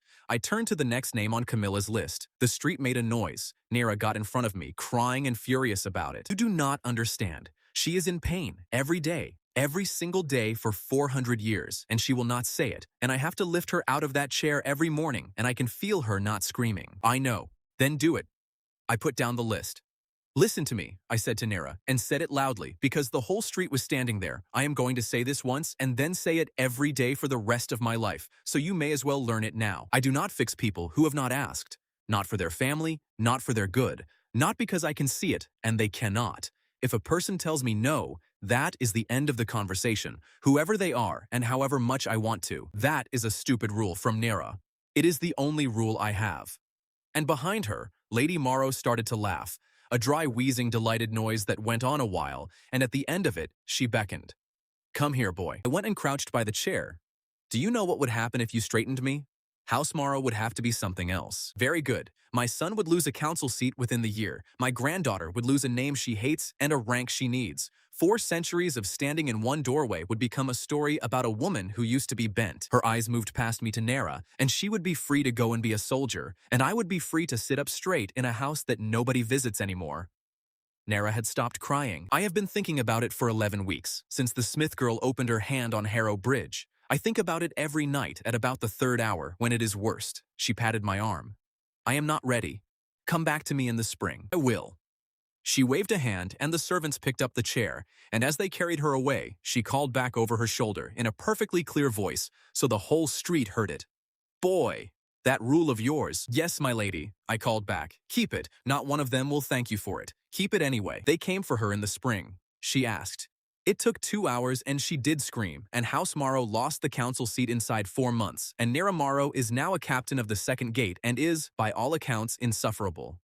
But I have got ahead of myself. I taught Lilith to set a bone in the 11th week, and it was the worst afternoon of her extremely long life. It started with a child, 6 or 7, off a roof with a green break in the forearm, and I was 2 days empty and could barely stand. Somebody hold that straight while I get up. I got out, without thinking, and nobody moved. Not because they were cruel. It did not occur to one of them that a person could hold a bone straight. You might as well ask a room full of people to hold up the sky for a minute. So Lilith did it. Badly. She got her hands in the wrong place and pulled far too hard, and the child shrieked and she let go as if the arm were hot and went absolutely white.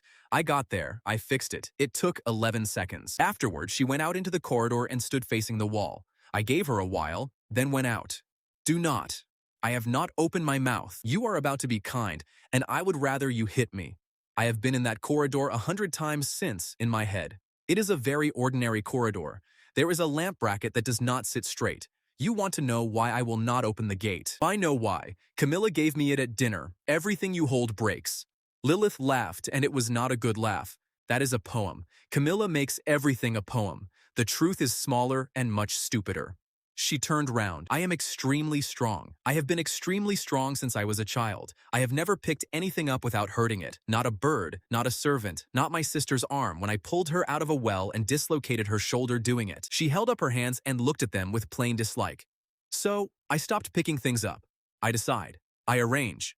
I have people carry things. 4 centuries of a very good system, and then you fell out of the sky and I want to pick you up, and I cannot. Give me your hands. No. Lilith, give me your hands. We are going to be here all night otherwise. She gave me her hands. I took her out to the west court where they keep the messenger birds, which in the abyss are not birds and have far too many joints. I found one with a wing gone out of true and put it in her palms, then stood behind her and moved her thumbs to the right place. There. Feel that ridge. That is where it wants to go. You are not pushing it. You are refusing to let it go anywhere else. Her hands were shaking. Now hold. I put the light in, and the joint knitted true under her fingers. The thing flapped, took off, hit her in the face, and left. Lilith stood in the west court with her hands still up in the shape of a thing that was no longer there. Then, in a completely wrecked voice, it flew. Yes, I held it, and it flew. Yes. She turned round and put her forehead against my shoulder, and I was extremely careful not to make it a moment, because if you make it a moment with Lilith, she will leave the room and be a queen at you for 2 days. So I gave her the only thing I had. You are still doing the thumbs wrong, and she laughed against my shoulder, once wetly. Shut up. She did not move for quite a while. She sets bones now, badly, and with a stubbornness that makes the whole palace nervous. And last year, she set a shoulder in a corridor with her own hands, while 3 physicians of the crooked kind stood and watched and had to be given something to drink afterward. The mana business, meanwhile, had become the single most discussed subject in the abyss, and it had got completely out of hand. By then, I was emptying myself 3 times a day, 5 days a week, and being filled back up by one queen or the other, and the transfer only crosses bare skin, and only slowly, which meant that every evening, in a court where being touched is roughly as private as being undressed, a human sat between 2 ruling queens with his hands on somebody's throat or her hands flat on his chest for the better part of an hour.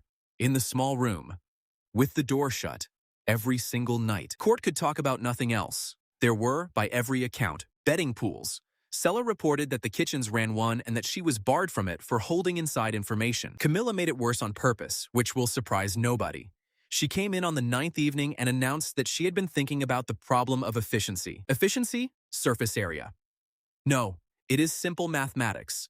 She started counting on her fingers. It crosses where skin touches skin. A hand is a very small amount of skin. Whereas, Camilla, whereas. She is not wrong, said Lilith from her chair without looking up from her book. Nothing improper happened. She sat behind me on the couch with her arms around my ribs and her chin on my shoulder for about 40 minutes, fully dressed, keeping up a running commentary about how much faster it was going. It was faster, which was the infuriating part. At one point, near my ear, in a thoughtful voice, "Your pulse has gone up again. That is a physiological response to a mana differential. Say the word differential." "No, you used it before. That was a mistake." Then Lilith closed her book with a snap. My turn. It has been 39 minutes. It has been 51.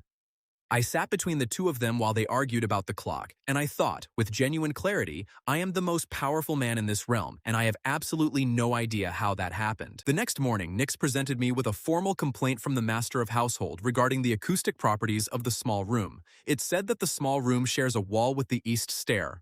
That is all it said. Nyx would not elaborate. Nyx could not be made to elaborate.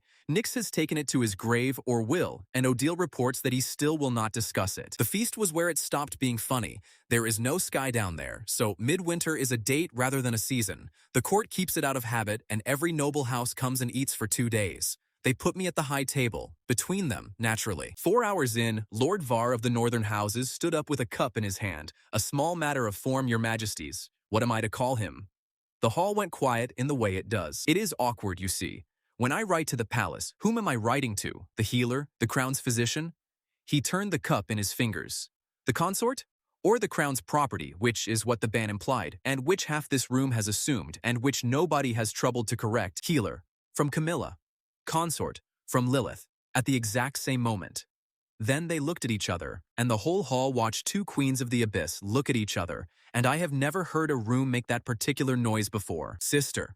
Camilla's voice was total innocence. Have we discussed that? There is nothing to discuss.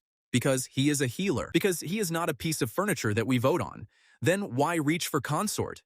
Camilla had gone extremely light, which with her means the opposite. Put it to me before this goes any further. The hall turned. You are deciding what to call me at a table I am sitting at. Does nobody want to hear the answer from the man himself? Nobody spoke. Very well. Var, to his credit, set the cup down. What are you? I am the man who fixes people. I am not the crown's and I am not property. And not one person at this table has ever asked me to be anything else, which I would like noted, given how much this room enjoys the subject. That was aimed at exactly two people and both of them took it. Lilith went the color of the tablecloth. Camilla put her whole face into her hands, and down at the far end, Duke Ashgrave began, very quietly, to applaud. 4 or 5 slow claps in a silent hall. Well put, nobody inquired. Nobody has put one question to you since the hour you arrived, healer, and I include myself in that entirely. He raised his cup. To the only free man in the abyss. Every noble in that hall drank to it. That was the cleverest thing anybody did to me down there. It took me 2 days to work out what he had actually done, and by then, it was in every house in the city. He had not insulted the queens. He had agreed with me. He had stood up in front of the whole court and put himself on my side of a sentence, and in doing so told every noble in that hall that the crown was holding something it had never been given. Camilla worked it out before I did. He is going to claim it was for you, on the roof at 3 in the morning with her boots off. When he moves, he will have done it to free you, and people will believe it. Half of them, half is plenty. She was right. He did. They did. In fairness to a man I never managed to save, when Ashgrave finally stood up in the great hall and pulled his coup, the first thing he put about me was true. Nobody had put one question to me, least of all the 2 people who loved me. They came down the descent 5 weeks later. That is the thing about a gate that has been torn open and then closed badly. It does not seal the way it was. Lilith had burned a queen's shard through that scar, and the rock had not gone back to what it was. There was a hairline of pale light left in it, and men with rope and nerve can widen a hairline. X came running with the news and could not get the words out in order, so what I actually heard was humans, sword, hall, shouting, hair. I got to the great hall as they were being marched in. There were 3 of them. Boren first, the big shield, holding his helmet under his arm with both hands like a boy at a funeral. Rihanna behind him, with her staff taken away, white to the lips. Both looked 20 years older than the last time I saw them, at the top of a cliff, looking down. And Leon in the middle, chin up, shoulders back. I will give him this much, he did not look afraid. Leon has never properly believed that anything could happen to him, and that works right up until it does not. His left arm was in a sling. I could smell it from 20 feet away. Every noble in the city had come because word had gone round that humans were down the shaft, and the last time that happened was before most of them were born. Lilith stood on the dais without her crown. Camilla was beside her and so still that the hall was watching her instead of the prisoners. I stood 3 steps below in a silk shirt with a glowing collar at my throat, looked at by every creature in that room, including the 3 people who had killed me. Rihanna saw me first and put her hand over her mouth. Boren's helmet hit the floor, and Leon's whole face opened up with relief. Kael. Thank the gods. We have been looking for you for 3 months. He was not ashamed. He was not calculating. He was pleased to see me. I had to sit with that, so you may as well too. Looking for me everywhere. The garrison, the church, 2 petitions to the crown. Do you know what I told the archdeacon to his face? That a hero does not leave his own healer down a hole. Then why was there a ribbon? Leon's face did a small, unhappy thing. That was the crown. They wanted a fallen name for the ceremony. I hated it. Rihanna will bear me out. Did I not call it disgusting? He did. From Boren to his own boots. He did call it that. And you came down here because you never stopped looking? Yes, show me your arm. The hall went very quiet. Leon's jaw set, and for the first time, something moved behind his eyes. It is a scratch. Then why is it slung? Take it off, Leon. He did not move. So Rihanna did it. She stepped round him and pulled the sling away before he could stop her, and Leon made a noise, and the smell came out into the room properly, and two nobles in the front rank stepped back. Dungeon boss had caught him across the forearm on the last day. I had closed that wound myself, quickly and badly, running on the fumes of the fumes. It had opened again and gone black at the edges. The rot had climbed past the elbow in dark lines, running up under the skin toward the shoulder, and from where I stood, he had maybe 5 weeks before it reached his heart. Nobody in my world can fix that. Perhaps 4 people alive could. All 4 work for the church, and the church had just held a very moving funeral for me. So that is why you came down. Leon looked up, and here is his credit because I am setting this down properly. He did not lie. Yes. The hall breathed out. Both things, he said, louder. I was looking for you and I need my arm. Kael, we were wrong. We were 3 days without sleep and we had just killed a thing the size of a barn, and it went to our heads and I did something unforgivable. He took 1 step forward and every guard in that hall took 1 step with him, and he stopped. I have come a very long way for this. I forgive you. What? For whatever you said to them. He gestured with his good hand at the 2 queens on the dais, at the collar on my neck, at the silk. For whatever you had to do down here to survive. I do not care what it was. Nobody will hear it from me. Come up with us, and it never happened. There was a long silence in the great hall of the abyss. Then Camilla, brightly. Sister, may I? No. May I? Just a little. No. I walked down the 3 steps. The guards moved to stop me. Lilith gave them 1 word, and they stopped moving. I stood in front of Leon, close enough to smell the rot, and looked at the man I had kept alive for 4 years. He was not evil. It took me a long time to accept that, and it is the only interesting thing about him. Leon has never hated anybody. He simply cannot see other people as things that continue when he is not looking at them. I put my hands on his arm. Kael. Camilla, sharply. Leon actually smiled. Do not. Lilith, from the dais. Kael, you are 3 days from empty. Do not you dare. This will take about a minute. It will hurt him a great deal, and I need everybody to be quiet. Then I broke the rot. You cannot heal dead tissue. You have to open it and take it out and make the body start again, which means that for about 20 seconds you are doing to a person exactly what an enemy would do, only slower and on purpose. Leon screamed. He went down on 1 knee and screamed, and Boren caught his shoulders and Rihanna turned away. Then the light came up white and ordinary out of my hands, and the black lines went out of his skin one after another like lamps in a street at dawn, and the flesh knitted clean and pink, and his arm was his arm again. I let go and stepped back. The room swam. I locked my knees and it stopped. Leon knelt on the black stone, flexing his fingers, breathing hard, staring at his own hand. Then he laughed, shaky and enormous, and got up. Gods, that is better. That is so much better. Right. He picked up his sword belt. Let us go home. No. Leon stopped. What? Go home, all 3 of you. The way is up the shaft, the rope is still there, and nobody is going to stop you. He stared at me. Kael, you will be at Red Mill in 9 days if you walk. There are 200 people from the far circle living on charity in that town, and 11 of them are in the ground on the North Road. You are going to stand in front of them and tell them who kicked their healer off a cliff. Kael, this is not you. Out of everything aimed at me in that realm, that is the sentence I remember best. Not, this is not fair. Not you owe me. Not I saved your life once. This is not you. Meaning you are the one who forgives. That is your function. And after 4 years of never once failing to be the thing I need, you appear to be malfunctioning. I looked at him and felt the last piece of it go. No, it is not. That is rather the point. Then Rihanna spoke. She had not made a sound since the doors opened. She stepped past Leon, shaking, and put the only question anybody from my world thought to put to me in 3 months. Kael, are you a prisoner here? The whole hall waited. Do you want the true answer or the short one? I said.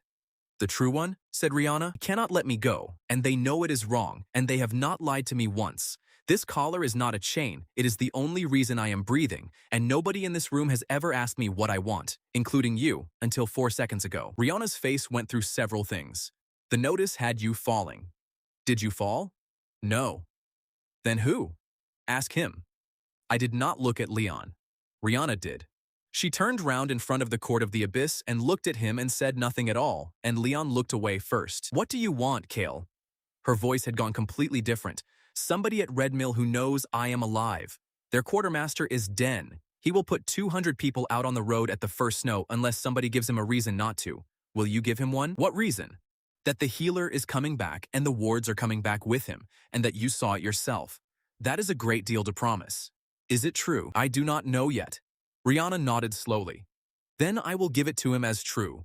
That is the entire reason 200 people had a roof that winter, and I did not know it for 3 months, and she never once wrote to me about it. Lilith came down. She walked past me and stopped in front of Leon, and she was not physically imposing anymore, and it made no difference at all. Hero. Leon put his hand near his sword. I am not going to touch you. I have one thing for you, and then you will be escorted to the rope. She looked up at him. She had to look up. He was a head taller. You had a healer for 4 years, and you did not know what you had because you never once inquired what it cost him. Leon opened his mouth. I am not finished. No heat in it. That is what made it terrible. We watched you. Every party that comes near the abyss mouth, we watch. It is the only entertainment we have. We watched him bind your ribs by firelight for 4 years. We watched him give and go gray and give again, and 3 people take it and never once say thank you where he could hear it. She tilted her head. Do you know when we decided to catch him? No. 2 years ago, long before you kicked him. We had already decided. We were waiting for you to be careless enough to drop him, and you were so much more than careless, and I have never been so grateful to anyone in my life. She stepped back. Take them to the rope. Give them food and water for 9 days. Do not harm them. That is an order, and I will hang anyone who improves on it. Boren picked up his helmet. Leon looked back once from the door. I did not wave. Rihanna did not look back at all, and that turned out to matter more. That night, I went after the doors. We were in the small room with the fire, the 3 of us, which had somehow become the place where things got decided. I want the doors of my rooms left unlocked. All of them, including the servant's door. Camilla stopped with a cup halfway to her mouth. Why? Because I am tired. Because I came back down that stair on my own feet, and I am tired of everybody in this house treating that as a happy accident. You could walk out tonight, yes. The air would kill you in 4 minutes without the collar, and the collar is ours to take. Yes, and you have never once taken it. Not when I lied to you. Not when I used your sister. Not when I stood in your own hall and healed the man who threw me. You could have, and you did not, and I have noticed. And this is me saying so. Nobody spoke, so unlock the doors. Let me be somebody who is here. Lilith looked at the fire for a long time. Then, all right, sister. All right, from Lilith again. They unlocked the doors that night. Neither of them slept for 3 days. I did not find this out until later, and I got it from Nyx, who produced it while polishing something to death. Her Majesty Lilith sat in the corridor. Which corridor? Yours, on a chair. From the 11th hour to the 4th. Reading, by her account. Was she reading? She was holding a book from Nyx. It was upside down on the second night, honored guest, and I held my tongue about it, and I've been sick with it ever since. And Camilla, the roof, above your window, 3 nights. I went and looked. There was a worn patch on the parapet stone directly over my window where somebody had sat with their heels drumming. 2 of the most powerful beings in that world unlocked a door for me and then sat outside it in the cold for 3 nights running because they had no other way to survive the knowledge that it was open. That is not a cage. It is worse and it is better. 2 people came to me in those 11 days, and between them, they taught me the shape of what I was actually doing to that realm. Baron Kesh came first. He sent word ahead, which nobody did. Then he came at the 4th hour, when the corridors were empty, and he had to come sideways through my door because of the shell. It grows across the back and over one shoulder, and it had grown crooked out of something that happened at the siege of the Salt Gate. It pins his right arm down to about the height of his belt. He has not raised that hand above his head since the siege. Can it be done? I looked at it for a long time and thought about how much of him was under there. It can be done. It would take 3 days, and they would be the worst 3 days of your life. I would need someone strong holding you throughout, and your own physician in the room to tell me when to stop. Kesh nodded slowly. Then came the second question, the one they all reach for. Would I be able to use the arm? Yes. He stood in my doorway with his head bent under my ceiling and was quiet for so long that I started to worry about him. Then, in a completely different voice, they know me in the dark. I did not follow. Kesh turned his head and showed me the line of it against the lamp. That. From 2 streets away, in no light at all, with my back turned. Every creature in this city knows who is standing there. I have never had to give my own name in a corridor. Aaron, if you take it off, I am a very tall man, with a limp, and I would like the arm. I have wanted the arm since before your kingdom had a king. He put his good hand on my doorframe. Come back to me in 10 years. Then he left, and he did not come back, and he was still asking himself in 10 years because I have seen him do it. I gave Camilla the whole of it that night, and she was not surprised at all. You keep thinking the wound is the problem. Down here, the wound is the sentence, and the person is the handwriting. You are offering to rewrite people in a clean hand, and some of them would rather stay legible. That is horrifying. Yes, she stole my cup.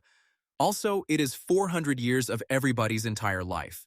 Do try to keep up. House Var came second in daylight with a written appointment because House Var does everything on paper. She was maybe 200, which is young down there, and she had the flat, careful manner of a person who has rehearsed. I am not here for myself. Sit down anyway. She sat. Then, I want you not to heal Lady Morrow. I put down what I was holding. Nera and I are promised. The contract is between my father and her house. It exists because she is heir of the Bent Lady, and the Bent Lady is 2 council seats and 400 years of a doorway at Thornfall. She kept her hands very still in her lap. If you straighten that woman's spine, in 4 months, House Morrow is a name with no seats and a story. My father will pull the contract inside a week. He will not even be cruel about it. He will say the terms have changed because they will have. Do you love her? Ilsa looked at me as if I had put something obscene to her, which, by the standards of that court, I probably had. Yes. Does Nera know you are here? No. Nera wants it done. She has wanted it done since the day you opened the Smith's hand on Harrow Bridge, because Nera would rather be a soldier than a wife, and she thinks the two go together, and they do not. And that is 2 people in your marriage who want different things, and one of them is not in this room. I know. I am not going to do it, I said, and she looked up so fast that I had to finish quickly. I am not going to do it because she has not asked. She told me no in front of the whole street and told me to come back in the spring. I will ask her in the spring, and if she says yes, I will do it that day. Ilsa Var sat in my room and worked out what I had just handed her. So you are not refusing. I am not refusing, I am waiting for her. Then you have not helped me at all. No. She stood up, very composed about it, which was worse. You are going to do this to a great many people.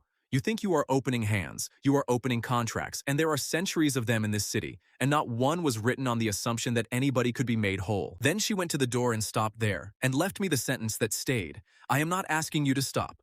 I am asking you to know what you cost. I gave Lilith both of them that evening, and she listened all the way to the end without interrupting, which she almost never does. Then, this is what a crown is for. Meaning what? Meaning I have spent 2 months protecting you from the court, and never once protected the court from you. She turned her cup round on the table. I want you to keep doing it. I want that clear. But from tomorrow, when a house comes apart because you opened a hand, they come to me and I answer for it, not you. That is too much to put on you. It is exactly the right amount. She looked up.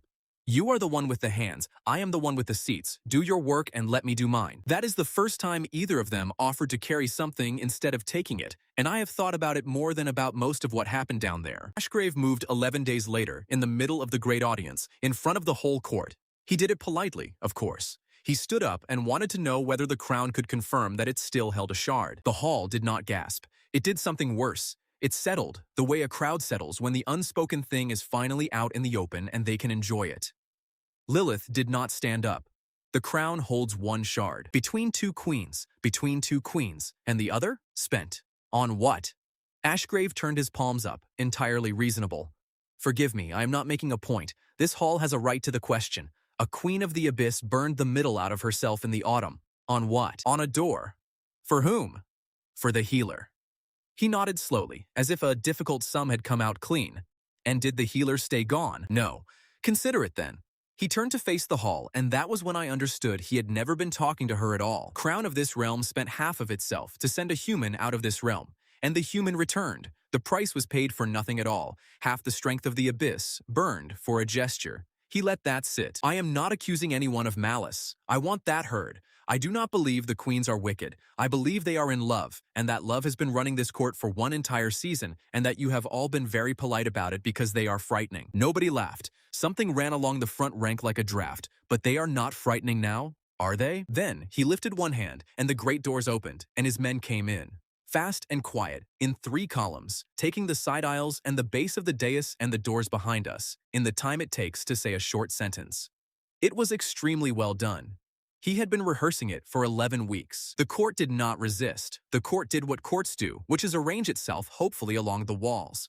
Camilla stepped in front of her sister. She did not draw anything. She stepped in front of her. Ashgrave came up the hall alone and stopped at the foot of the dais. Nobody dies today.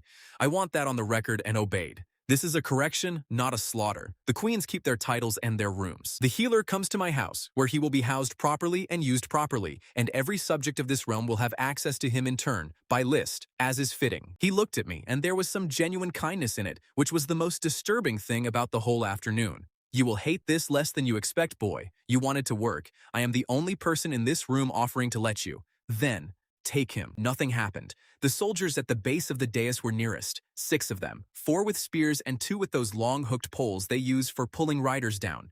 They did not lower the poles. One, a big one on the left with a scarred neck, was looking at the floor. Another had gone the color of paper, and the one directly in front of me was Roll, whose sister was getting married in the spring, standing perfectly still with tears running down his face. Take him, Ashgrave again, without turning round. Roll opened his mouth. It closed all the way, cleanly, the way it had not closed in his whole grown life. No, your grace. Ashgrave turned around. Here is where he lost, and I do not think he understood it for another 4 minutes. He looked down that hall to find the one man who had refused him, and instead found out how many of them there were. The big one on the left put his spear butt on the floor. He had come to the west door in the 4th week with a shoulder out of its socket for 9 years.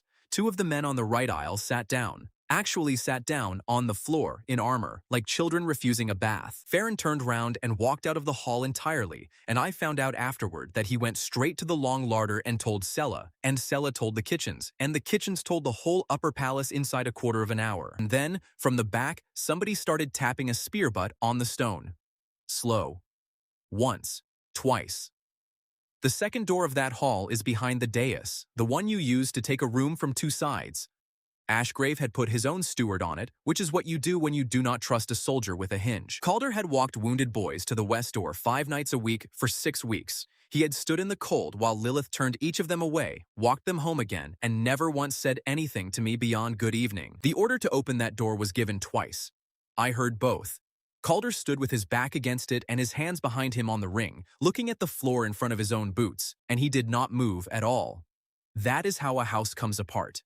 Not with a speech. Ashgrave had sent me 5 wounded a day for 6 weeks. Lilith turned them away, and he sent them anyway, because the point was the sending, and every one of those men had stood in the cold and gone home unhealed. But before the ban, in that first week, I had healed 11 at the door, and on the bridges and in the forges and in the laundry sheds over 2 months, with Camilla writing down every name, I had put my hands on more people than either of us could hold in our heads. Some of them were soldiers. Soldiers get hurt more than anybody. Ashgrave had built his whole campaign on a queue of broken bodies walking to my door, and he had never once considered what a queue is after it stops being a queue. It is a list of people who owe you nothing and would like to. Duke Ashgrave stood in the middle of the great hall of the abyss and gave an order for the 3rd time, and his own men looked at the floor. Lilith stood up.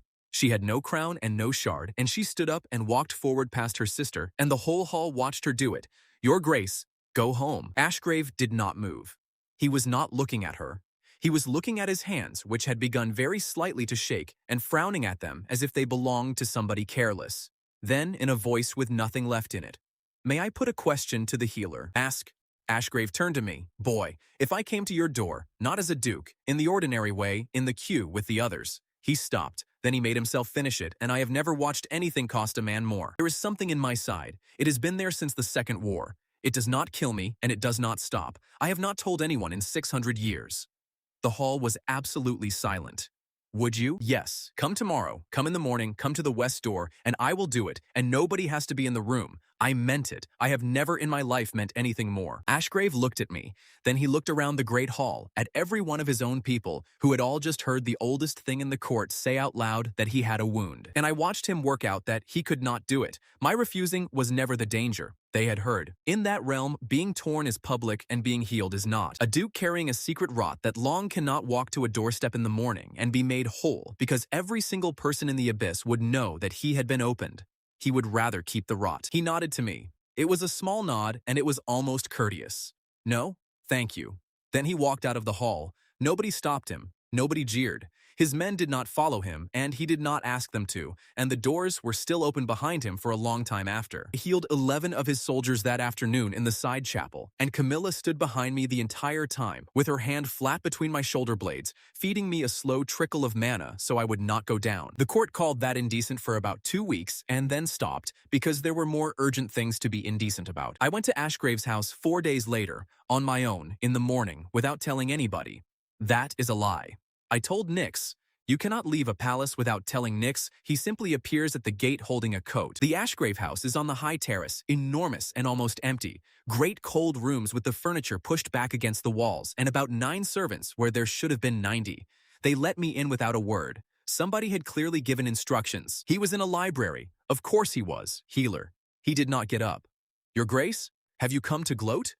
Do it standing. I will not have you sit down for it. I have come because you put a question to me in front of your whole court and did not get a fair answer because you could not take one in that room. Ashgrave put down his book, so I am saying it again. Here, nobody in the room, nobody in the corridor, 9 servants who I will send to the far end of the house myself. I sat down anyway because I am rude. Take off your coat. He did not move for a long time. It is in the left side, under the short ribs. It came off a Thornfall spear in the Second War and has been eating a slow circle ever since, about the width of a coin every 100 years, and I have never once been asleep without knowing exactly where it is. That sounds fixable. I know it does. Then let me. And no. Why not? And this I have never been able to put down properly, though I have tried, because I have thought about that old creature more than about almost anybody. Because I have been in pain longer than your country has existed, and I built everything I am on top of it.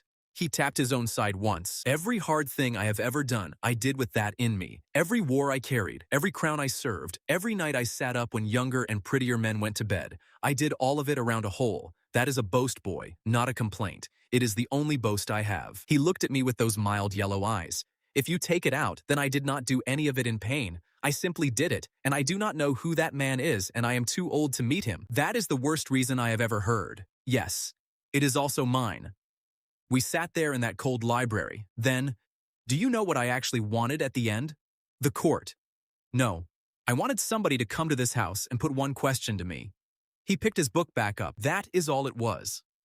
6 weeks of wounded boys on a doorstep, 200 men in a hall, and what I wanted was for one person in that palace to walk up this hill and say, Ashgrave, what do you want? He turned a page he was not reading. You have now done it. About 9 days too late, and you are 23 years old and not even from here. I hope you appreciate how funny that is because I have been laughing about it since Tuesday. Come to the door in the spring. Lady Morrow is coming in the spring. You can be rude to each other in the queue. Ashgrave made a sound that was almost a laugh. Get out of my house, healer, and shut the door, it is cold. He never came. He died in that library a good while later with the thing still in his side, and he left me every book in it, and I still think he was wrong, and I still think it was his to be wrong about. That is the rule. It does not get to only apply to people I like. Lilith put a question to me for the first time 11 days after the Great Hall, and I want to put down how badly she did it, because it was magnificent. She came into the small room where I was reading and stood in the doorway long enough that I looked up. Then, are you busy? No. Good, she said, and turned around and left. She came back 40 minutes later. Kael. Yes? Nothing, said Lilith, and left again. The third time she came in, she had clearly written something down and lost it because she kept touching her sleeve. Milla, lying on the floor by the fire with her boots off as usual, said, Oh, for the love of the deep, sister. Ask him. Get out. Absolutely not. This is the best thing that has happened to me this century. Lilith closed her eyes for a moment. Then she opened them and looked straight at me and did it the way she does everything once she has decided to, which is all at once and without any cover. I have never asked you for anything. I have decided things for you, provided things for you, taken things from you, and never once asked. Ashgrave stood up in my own hall and said so, and he was right, and it has been in my chest since like a stone. She took a breath. So, I am going to ask you for one thing. You may say no. Saying no is genuinely available. I will not punish it, I will not go quiet, and I will not be a queen at you about it afterward. All right. Will you stay? There were about 4 things she could have meant, and I know which one she meant, and so did Camilla, who had gone completely still on the floor. Not stay in the palace. Not stay tonight. Stay, in the enormous sense. Stay with 2 people who had caught a falling man and had not known any way to keep him except to keep him. Nobody had ever asked me that in my life. 4 years with a party, and not one of them ever asked me to stay. They assumed, which is a different thing, and I let them, which is how you end up going over a cliff. I put the book down. Ask me again when the door is open. Lilith flinched. It was very small. That is not a no, I said quickly, and I do not think I have ever moved that fast in my life. Lilith, that is the only answer that is worth anything. Explain, she said in a very tight voice, because right now I cannot leave. So if I say yes tonight, you will never know what it was worth, neither will I, and in 200 years you will be lying awake doing arithmetic about it, because you are exactly the sort of person who does that, and I will not do that to you. Camilla, from the floor, quietly.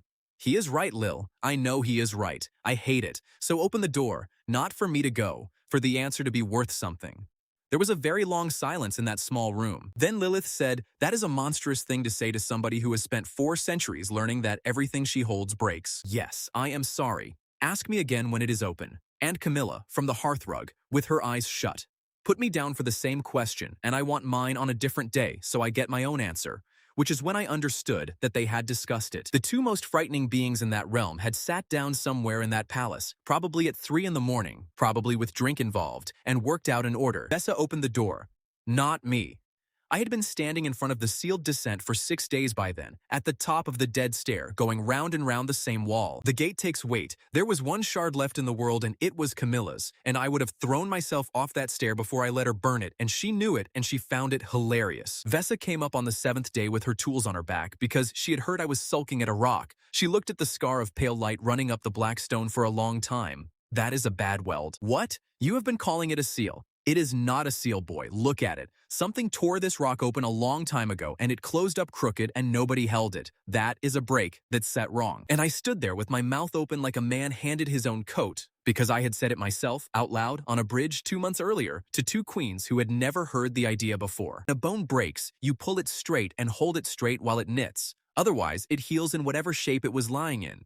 You do not have to let it. I did not sleep that night. I sat with Lilith at the fire and talked it through 4 times, and Camilla lay on the floor with her boots on the hearth, interrupting constantly, and was right about 3 important things. The plan was to do to the descent exactly what I had done to Vesa's hand.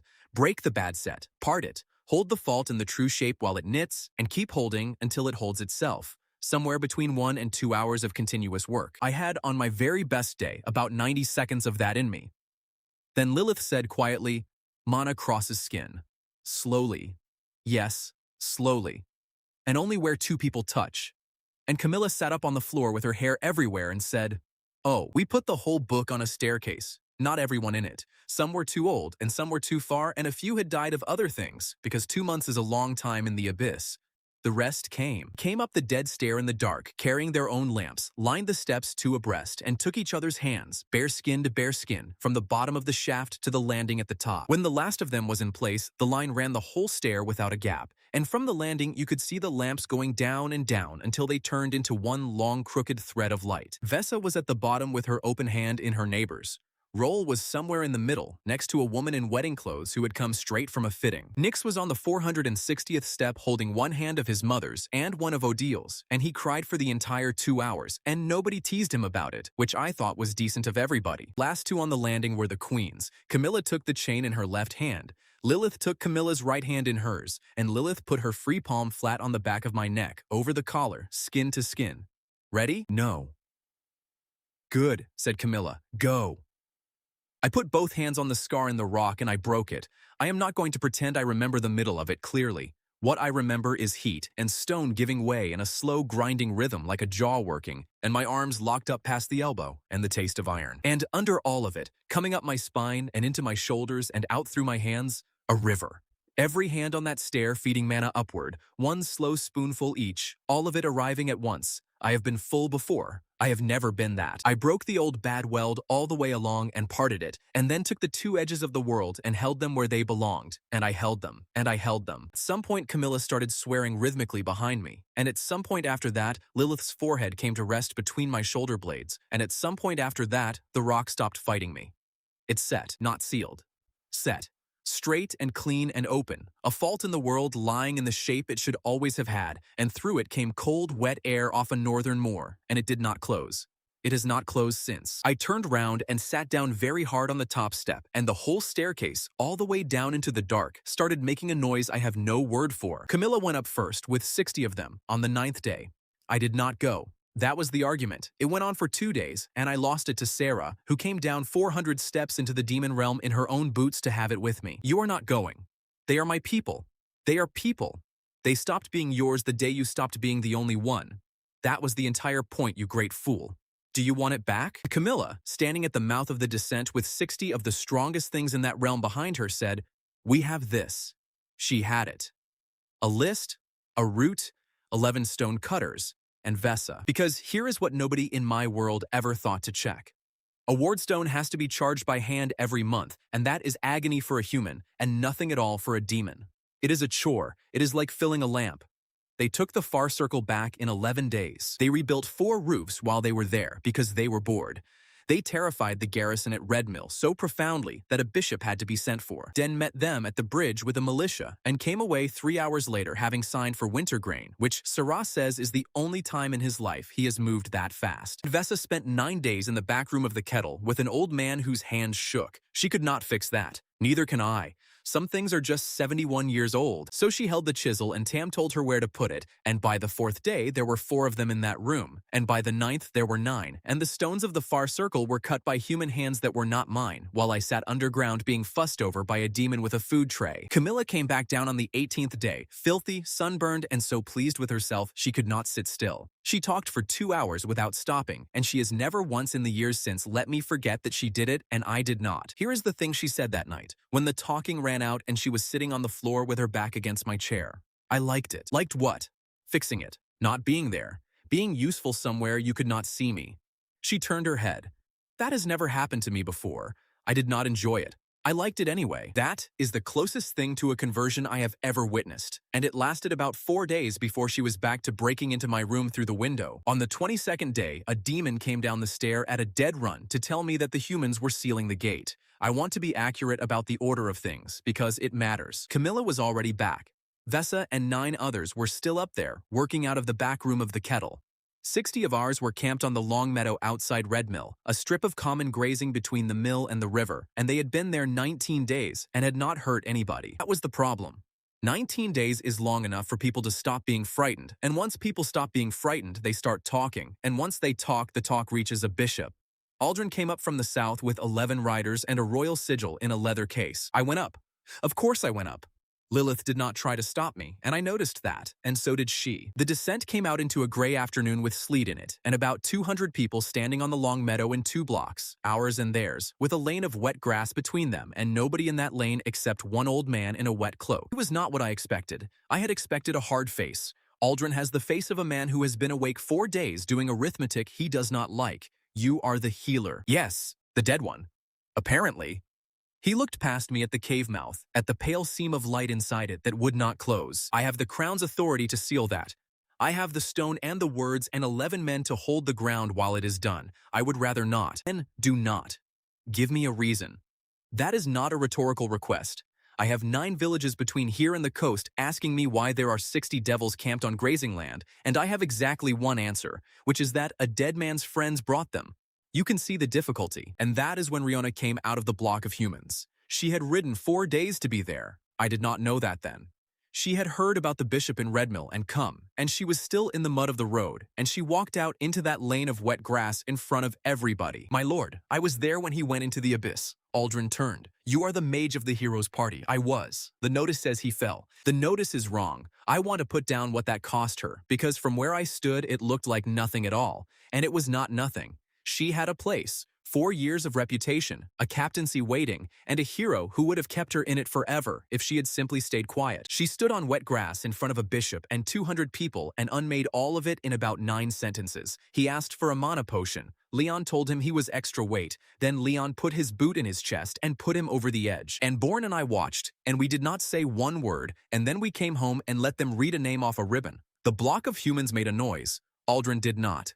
You understand what you are saying? In front of witnesses. Yes, you will be asked to say it again in a room with worse chairs. I know.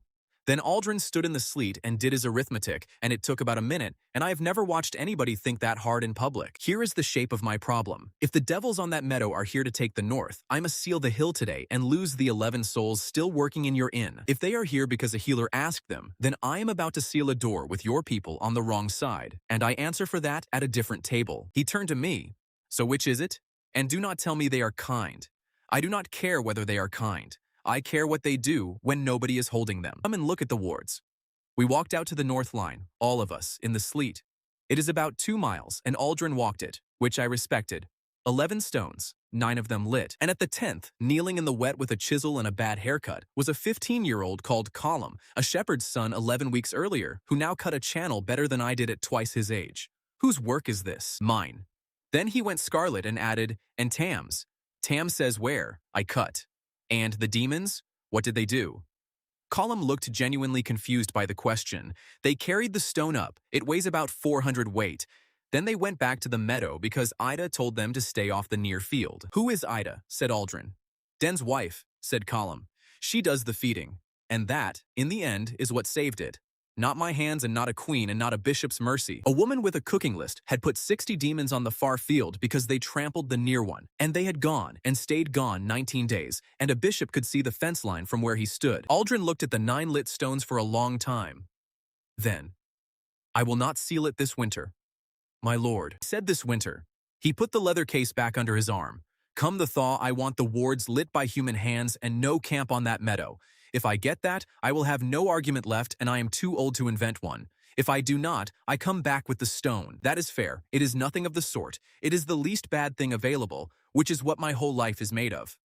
Good afternoon. Then he rode south, and he did come back at the thaw, and by then all 11 stones were lit, and the meadow was empty, and there was nothing for him to do but stand there and be irritated about it. The demons went home in the 3rd week of that winter, all 60, because the work was finished, and because Vesa said 9 humans who can cut a channel are worth more than 60 who can carry one. I did not order that. Nobody consulted me at all. Last thing happened on an ordinary evening, about a month later. They came and found me together, which they almost never did. Lilith was carrying something wrapped in dark cloth, and Camilla would not meet my eye, which was frightening. We have been talking, said Lilith. That is never good. Be quiet, said Camilla. Lilith unwrapped the cloth. It was the collar. My collar. Off my neck. I put my hand up to my throat, and there was nothing there. I had not felt it go, and I had no idea when she had done it. I am fairly sure she had done it hours earlier just to prove that she could. The door is open. It cannot close now. You saw to that. Yes. You have 4 minutes of air in this hall without this, and then you start to die, and it takes about an hour, and it is not pleasant. I am telling you plainly because I have never lied to you, and I am not going to start at the end. She held it out flat on both palms. So go. I looked at it. I looked at them. Lilith had her chin up, and her face was doing the thing it does when she has decided something and does not want the decision visible, which makes it 4 times as visible. Camilla had her arms wrapped round herself and her wings pulled in tight and small. For how long? For as long as you want. And when I come back? If, said Lilith. When? Then Camilla, sharply. Do not do that. Do not be kind about it. Just walk out of the door, Kael. Because if you stand there being kind for another minute, I am going to do something we all regret. So I took the collar out of Lilith's hands, put it in my pocket, and walked up 900 steps and out of the hill into the rain. I was gone 3 days. I went to Red Mill. I stood in a market square while the whole of the far circle shouted at me and hugged me and shouted at me some more. I ate a bad pie. I got wet through twice. I slept in an actual inn with an actual straw mattress and no silk anywhere on the premises. And it was the worst bed I have ever been in, and I loved it. Den shook my hand and told me I had ruined his winter accounts and that I was welcome at his table in that order. Cam would not shake my hand. He put both of his in his lap so I would not see them, and then told me in detail, for 40 minutes, everything I had ever done wrong with a chisel. I stood in the middle of the moor on the 2nd afternoon, with nobody within 2 miles of me in any direction, and turned round in a circle with my arms out and let the wind hit me, and laughed until I had to sit down. And on the 3rd morning, I found out Sarah had been right about everything, because I walked out to the north line, and all 11 stones were lit, and Colum looked up from the last one and told me to get off the line because I was standing in his light. He did not apologize either. He waited until I moved. They did not need me. That is the only cure for being necessary, and it tastes exactly as strange as they say. So I walked back across the moor to the hill. I want to tell you what I found at the top of the stair, because I have thought about it every day since. They were sitting on the landing, not standing, not watching from a throne room with the whole court arranged around them, sitting on the cold black stone in plain clothes with a lamp between them, exactly like 2 people at a bus stop. Nix was asleep against the wall with a blanket and a basket of food that had not been touched. Lilith had a book. It was upside down. Camilla saw me first and did not move at all, which is how I knew. I came up the last steps and stood there. 3 days, said Camilla. 3 days.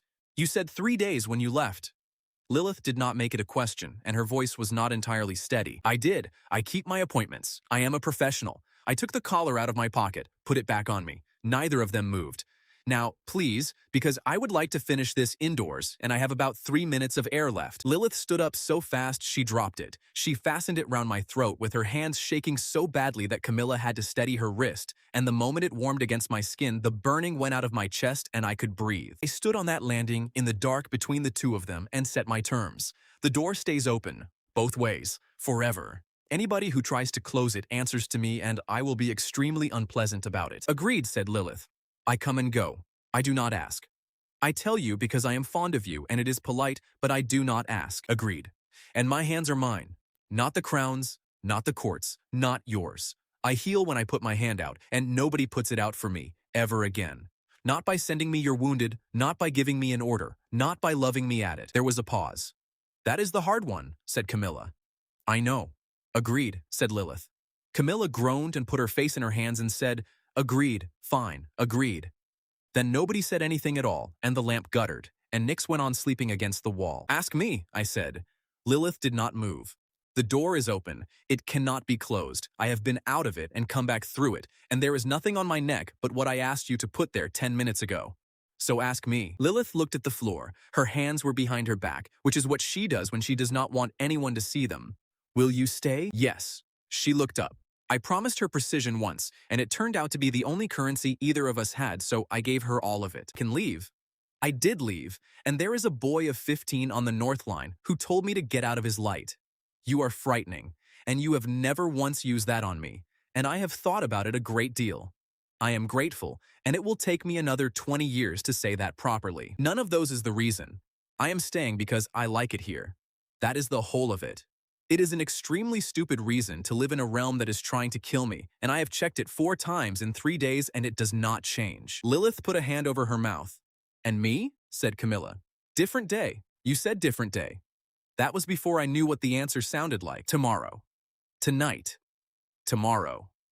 Fine, said Camilla, in the voice of a woman who has already decided to come in through the window at some point in the night, which she did. Then, from behind her hands. Does the fondness go both ways, or was that a figure of speech? Because I have been sitting on this stone for 3 days and I would like specifics. Come inside and I will be very specific. Lilith made a small strangled noise and walked into a wall. I have been down there 4 years now. I go up 8 or 9 times a year. Tam trains the cutters in the back room of the kettle, does not cut stone himself, and has opinions about everybody who does. Vessa runs a forge on Harrow Bridge with 2 apprentices and both her hands. Roll's sister got married in the spring and he ate at the table. Nyx married Odile, which nobody saw coming, least of all Nyx. Liana wrote to me exactly once, 4 months after Redmill, to say that she had told Den what I asked and told the garrison the rest of it too, and that Leon had been reduced to captain over it. She did not ask for anything. I wrote back. We are not friends. We are something, though. Duke Ashgrave died last spring, in his own house, of the thing in his side. He never came to the door. He left me his library, which I did not expect, and a note of 2 words that I am not going to repeat because they were for me. Leon is alive. He is a captain of the garrison at Redmill, and by all accounts a good one. He has written to me 11 times, and I have not answered any of them, and I might one day, and I am not going to pretend that is a virtue. And the 2 queens of the abyss still argue about whose turn it is, every single day, in front of the whole court, at a volume that would embarrass a fishwife. They still have not learned to ask instead of provide. Lilith still measures my sleep. Camilla still comes in through the window. But last month, I came home 4 days late from the upper world, in the rain, filthy and cross, and found them both asleep on the landing with a cold lamp and an untouched basket between them. And when I woke them, neither said one word about it. Took my bags off me, 1 on each side, and walked me down into the dark of my own house. The healer is not the strongest thing in this story, and he never becomes it. What he has is a pair of hands, a rule about broken bones that everybody in 2 worlds had forgotten, and a stubborn refusal to be the only one who can do the work. Everything that goes right in the abyss goes right because someone learned to hold a thing straight while it knits, and then taught somebody else. Everything that goes wrong because a person decided that being needed was the same as being loved. 2 queens who could not open a door learned to sit outside one instead. That is not a small distance. In a realm where nothing has ever been mended, the most dangerous magic in the world turned out to be somebody staying long enough to hold on.